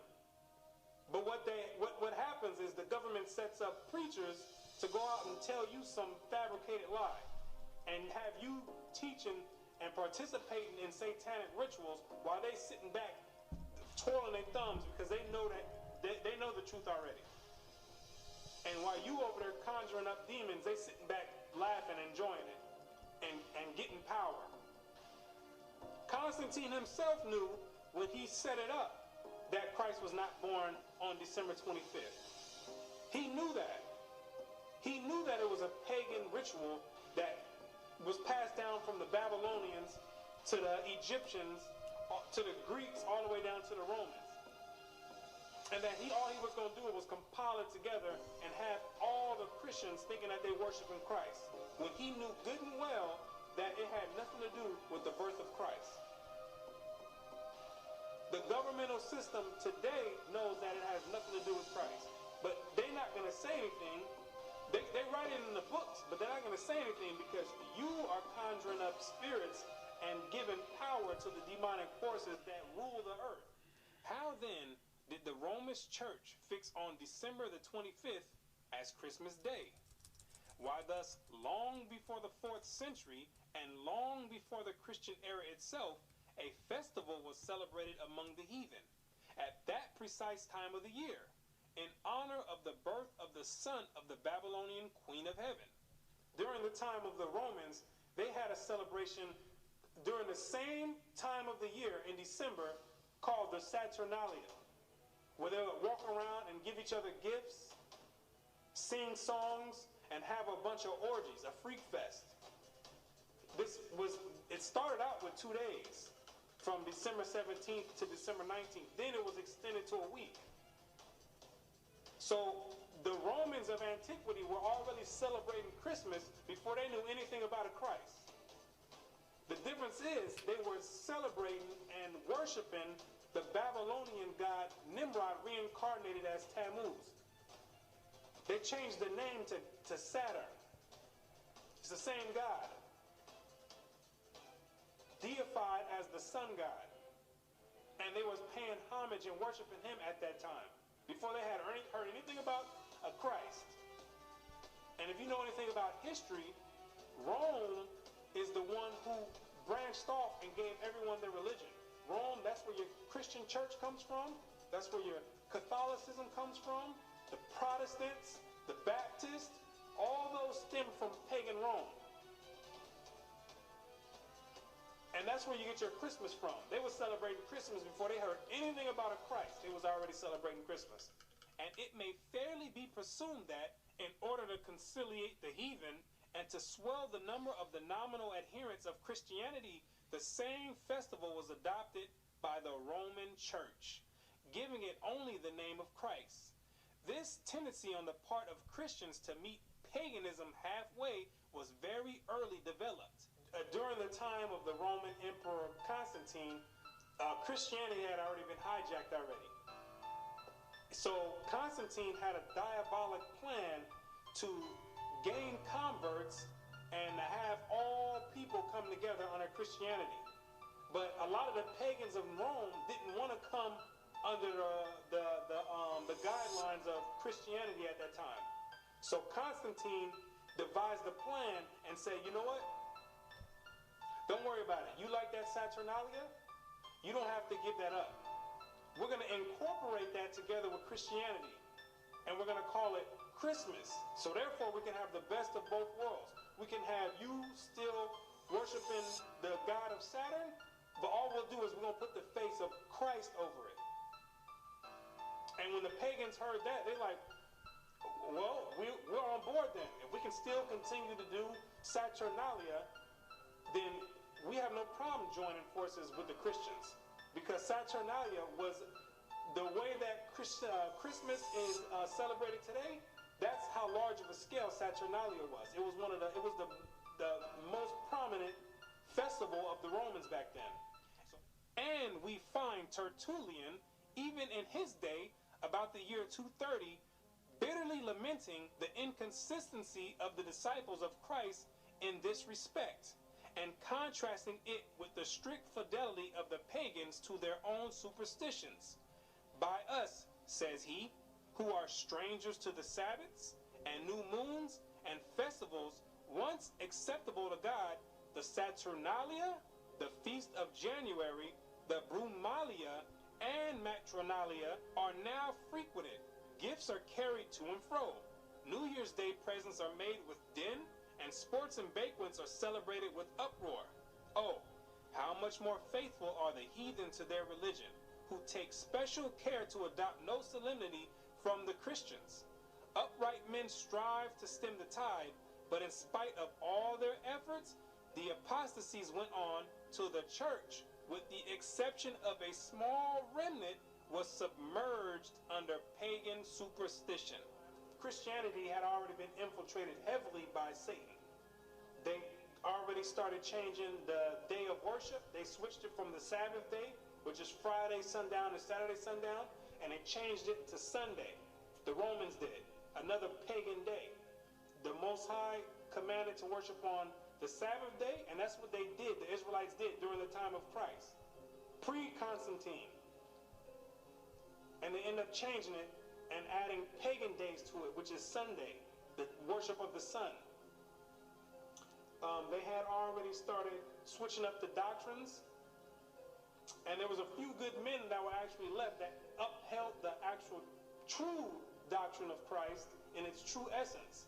And after a while, so much paganistic rituals and customs flooded in Christianity that the men who actually upheld the original doctrine, they ended up getting flooded out, because the pagans already overflowed the Christian church. That Christmas was originally a pagan festival is beyond all doubt. The time of year and the ceremonies with which it is still celebrated prove its origin. In Egypt, the son of Isis, the Egyptian title for the Queen of Heaven, was born at this very same time, about the time of the winter solstice. The very name by which Christmas is popularly known among ourselves, Yule Day, proves at once its pagan and Babylonian origin. Yule is the Chaldee name for an infant or little child, and its 25th of December was called by our pagan Anglo-Saxon ancestors Yule Day, or the Child's Day, and the night that preceded it, Mother Night, long before they came in contact with Christianity. That sufficiently proves its real character.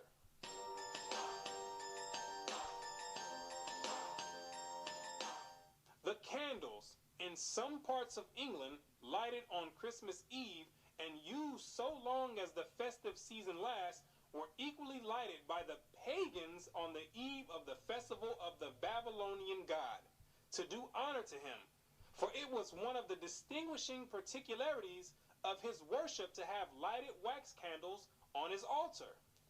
The lighting of the candles, when you and your family all getting together smiling, Lighting candles, yes, that means something.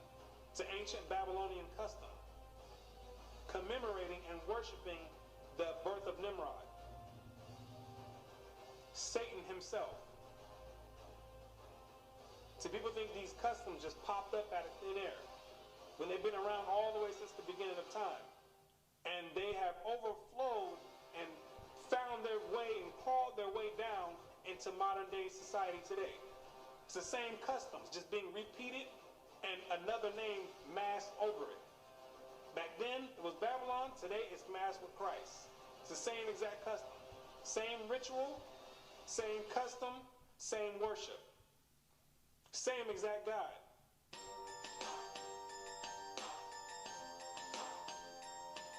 The Christmas tree. Another paganistic custom and ritual that stems all the way back to ancient Babylon. It's the same exact God that worked his way all the way through and made his way all the way up to Christianity. It's the same exact deity. Most Christians don't even know that the Christmas tree is in the Bible. God condemns dealing with the Christmas tree. It's an abomination. He tells you not to deal with it. Any Christian that has read the Bible, the reason you don't know it's in the Bible is because you've never read the Bible. Most Christians never read the Bible.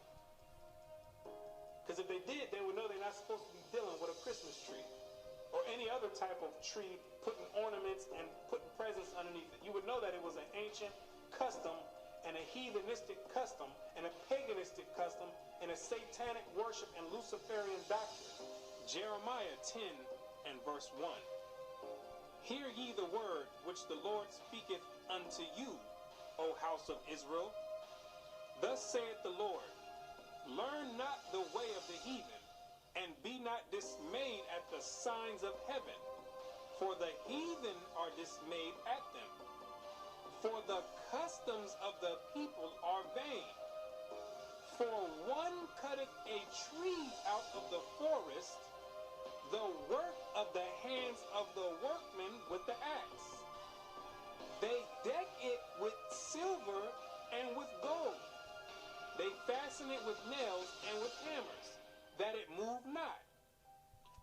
The Christmas tree, now so common among us, was equally common in pagan Rome and pagan Egypt. In Egypt, that tree was the palm tree. In Rome, it was the fir. The palm tree denoting the pagan Messiah as Baal Tamar, the fir referring to him as Baal Berith.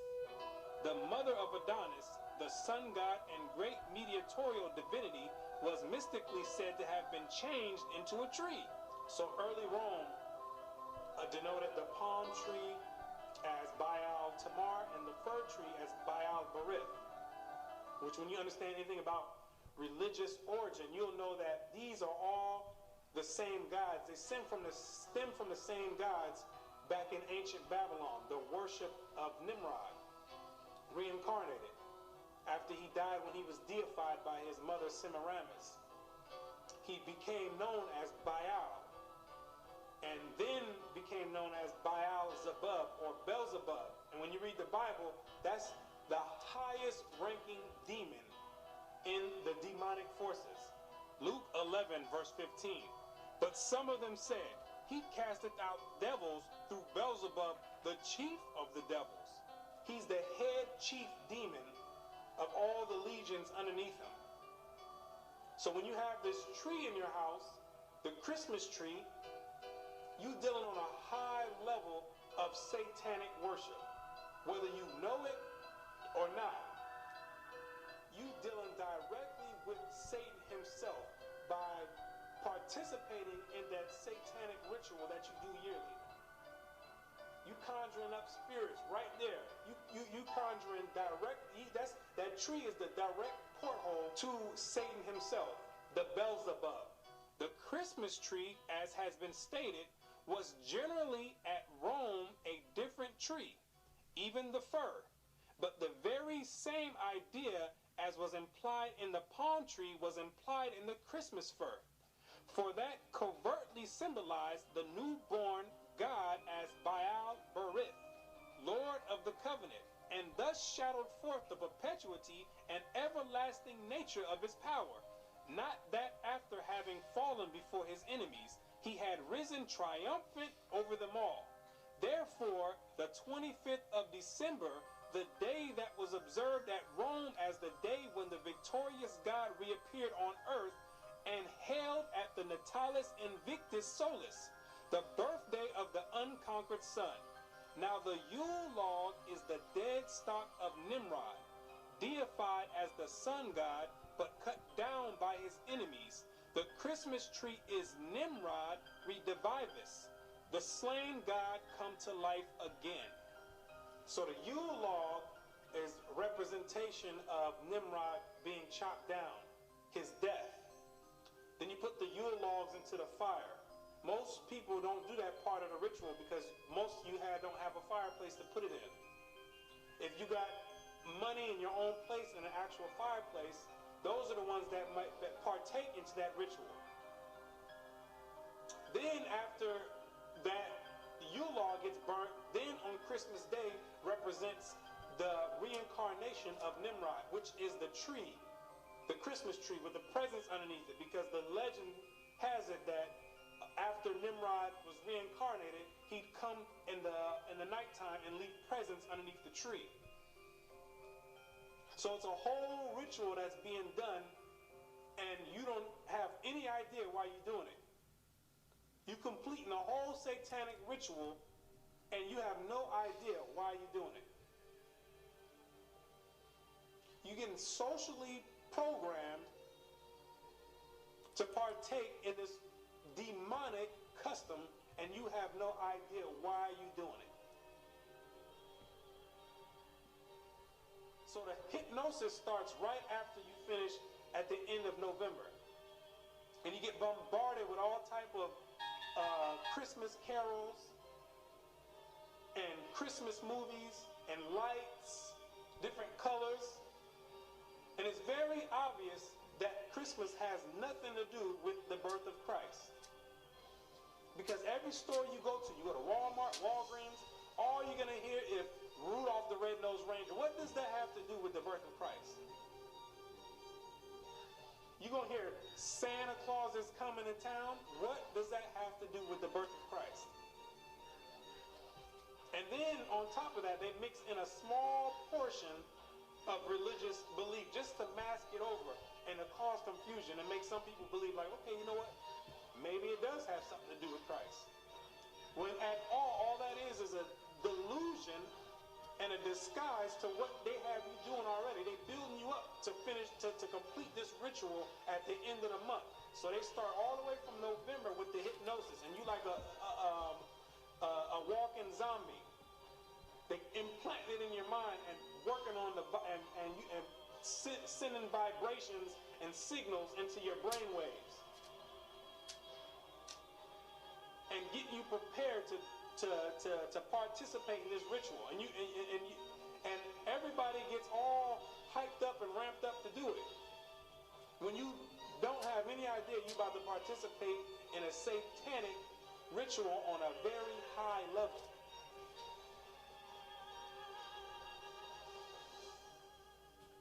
And Christians talking about they're gonna put the Christ back in Christmas. How you gonna put the Christ back in Christmas when Christ was never in Christmas?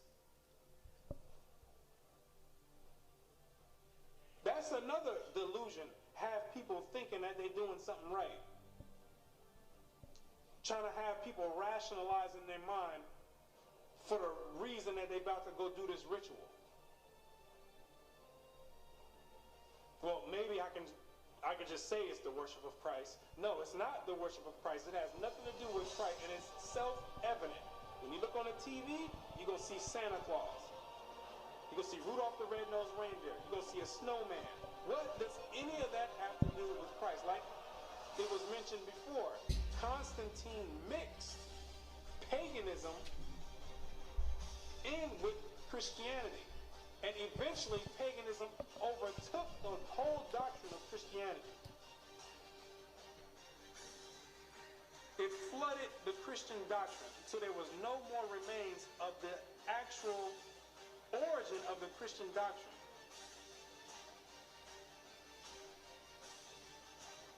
That's essentially what happened. And now you left doing satanic worship. That's how clever Satan is. He done slid his way all the way into Christianity, and nobody would ever take the time to look and say, you know what, let me find you. Everybody looking for Satan somewhere else.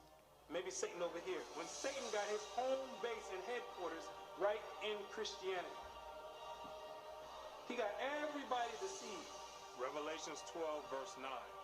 And the great dragon was cast out, that old serpent called the devil and Satan, which deceiveth the whole world. When he operating right there in Christianity, no holds barred. He got you celebrating. He got you celebrating Christmas, Thanksgiving, Easter, Valentine's Day, all Babylonian customs, satanic worship, rituals on a high demonic level. Now, and with that said, most people are still going to go and participate in that ritual. With everything being said, and they're going to try to rationalize it in their mind and make an excuse and try to say, oh, well, I'm doing it because of the family. No, you're not doing it. You're doing it is because they've been tampering with the brain waves, and they make it to where you think that you have to do this ceremony, or people are going to look at you crazy. They start softening you up with Christmas carols. Everybody start acting funny around the Christmas time. All of a sudden, everybody's in this giving mood. And nice and want to give hugs and kisses. Why? Because they socially and they're psychologically programming you to act that way. And to give. They prepare you slowly to get ready to partake in this ritual that you will do at the end of the month. December 25th, faithfully, you're going to go, you're going to sit down with your whole family and open up presents, and you're going to be doing it in the name of Satan, disguised as Christmas, or the worship and the birth of Christ, when it has nothing to do with that at all. Everybody getting all nice and friendly for the holiday season. What about the rest of the months? Why nobody's friendly then? Because Christmas is on a high demonic level. And the elite know that, and they got you partaking. Like I said, most people are still going to go do it, and that's fine. If you want to go and celebrate Christmas and worship Satan directly on a high level, I have no problem with that. That's your prerogative. I don't have a problem with it. But the Most High God, He has a problem with it. Because you can live it up all you want, have as much fun, crack open as many gifts as you want, decorate as many trees, put as many stars on the top of the trees, kiss as many people under the mistletoe all you want. You can do that for your whole life. That don't got nothing to do with me. But once you enter into the grave and your spirit goes back to the Most High, you got to stand and face Him yourself. And I can tell you right now, you don't want to face Him and you've been celebrating and worshiping Satan. Hebrews 10 verse 31. It is a fearful thing to fall into the hands of the living God, because you're going to have to answer for it. You're going to have to sit there and answer for it. Every action and every deed that you've done, you're going to have to answer for it. I'm not going to have to answer for it. I got to answer for myself. 2 Corinthians 5 verse 10. For we must all appear before the judgment seat of Christ, that everyone may receive the things done in his body according that he have done, whether it be good or bad. So with that being said, if you're going to continue worshiping and celebrating Christmas, so be it. But to those that have an ear, let them hear. And you'll come out of that. And you won't be a partaker of the loophole in the system. And you come out of the matrix. So, with that being said, now you know exactly what the origin of Christmas is.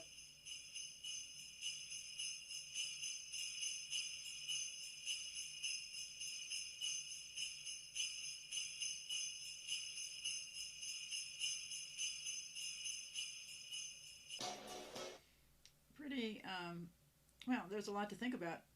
They created a mythical person in the Santa person, get people to bow to them, decorate their homes for them, and it's a reverse role. I mean, I'm kind of out of words, and so there's just a lot to unpack and to think about around this entire Christmas deal. Well, I would have to call this my best example also of hiding in plain sight. I mean, come on. Santa is an anagram for Satan. I mean, all of this is just, well, it's going to take me a while to unpack this. So I'm just recording all of this while it's fresh in front of me so I can share with you what I'm finding. And, well, you know, this thing is about magic too, and I'll be getting back to more of that with how they created this illusion of this world, okay? And if you stop and think about it for a few minutes, okay? If you heard the show that I just released as far as the Parkinson's thing with the people from Google and the idea of that glove to cure Parkinson's and just all the vagueness around it, okay? What I find pretty alarming is these same people, and remember, the ones that are in front of us, you know, the Sergey Brin and those are pretty much, you know, they're all puppets, okay, let's face it. And the ones at the very highest level are, in fact, actors who all come from royal surroundings, but I'll get way into that later. But I wanted to lay this groundwork first with the satanic thing because this lays the groundwork for things I'll be saying in the future because I have all these files kind of open and kind of half worked, and this kind of really, at least for me, puts it into perspective. And I mean, really, the overwhelming evilness of just this Santa character is just a lot to take in. So, you know, there's times that I have to kind of wonder, I mean, where are we? Why are we here? Just by their own words, with even the way they're tackling this Parkinson's thing and all that, it just leads me to believe that I think the original people, and I've said this for years, the original people who set up this game that we're living in, whatever kind of game it is, they had a lot more brain power, right? I don't see the crowd they have in charge now is, I'm not sure how they're going to blunder through the rest of these steps they have going on. And really, their agenda becomes even a tad bit more confusing because just recently they announced that, you know, it was part of one of these things through the World Economic Forum or something that they announced that these big plans for babies and embryos. Something about they're figuring out how to hatch babies and embryos. So, you know, you have to put all this into context. Go look at my pictures as far as the elite ones, as far as their scars from their lousy surgeries and, you know, the huge veins in their necks and all that stuff. These are people that aren't really, let's say, effectively running this ship, okay? And this brings me to my final point here. So be safe out there. And yes, in case you're wondering, there are many days when this theme song just roars in my head. So be safe out there. Goodbye for now. Besides being dickless wonders that they are jacked up on hormones, I'd like to close with this song, which reminds me of them a tremendous deal. So happy holidays, kids. Happy holidays.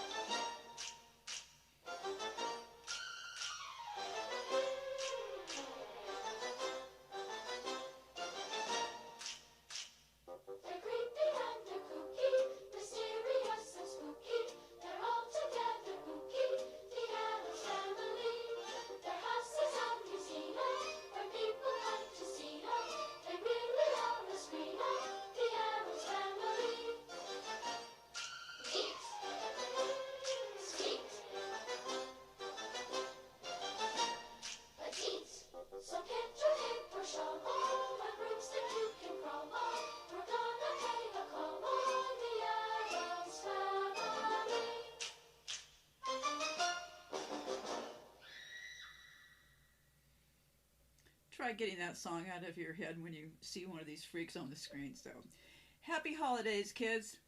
Bon voyage. Be safe out there. Remember, this is all just one big act. And this show today will hopefully open up one picture of this whole big act. So be safe out there, and goodbye for now. Well, hello there again. I actually had one more piece to this puzzle here, but I'm not going to be playing it today because I'm just having too many sound issues. And I have got to keep moving. So the clips I was going to play, I will give you the names of them. Please go look for yourself. One is called The Christmas Tree and Ancient Tree Worship. You realize that Christmas tree that people haul into their homes is also thought of as an obelisk or phallic symbol. Lots to do with those trees and getting us to worship their satanic things inside of our homes. So that is one clip, and it's about 15 minutes long. I suggest you look at that. And the other one, which is also very fascinating, is called The Dark Origins of Santa and His Elves. Very interesting what those little elves are. None of this stuff is good, at least that's how I see it. They've really done quite a job here because it's the biggest holiday of the entire year. Talk about a way to pull the rug out from kids, right? Get them thinking all this stuff is going to happen, that it never quite happens that way. Get started by getting parents to lie to their children, and it all has to do with ancient worship. Taking the children and handing the child off to their deity when you in fact hand a crying child over to Santa Claus. And instinctively, it seems to me that children don't have a very good feeling about Santa Claus when they first meet him. They're crying and screaming and carrying on, and the adults all laugh. I think a lot of damage is being done. But anyway, I'm going to close for here and get this thing moving on. So I hope you'll go and take a look at those clips. Talk to you later. Goodbye for now. Be safe out there.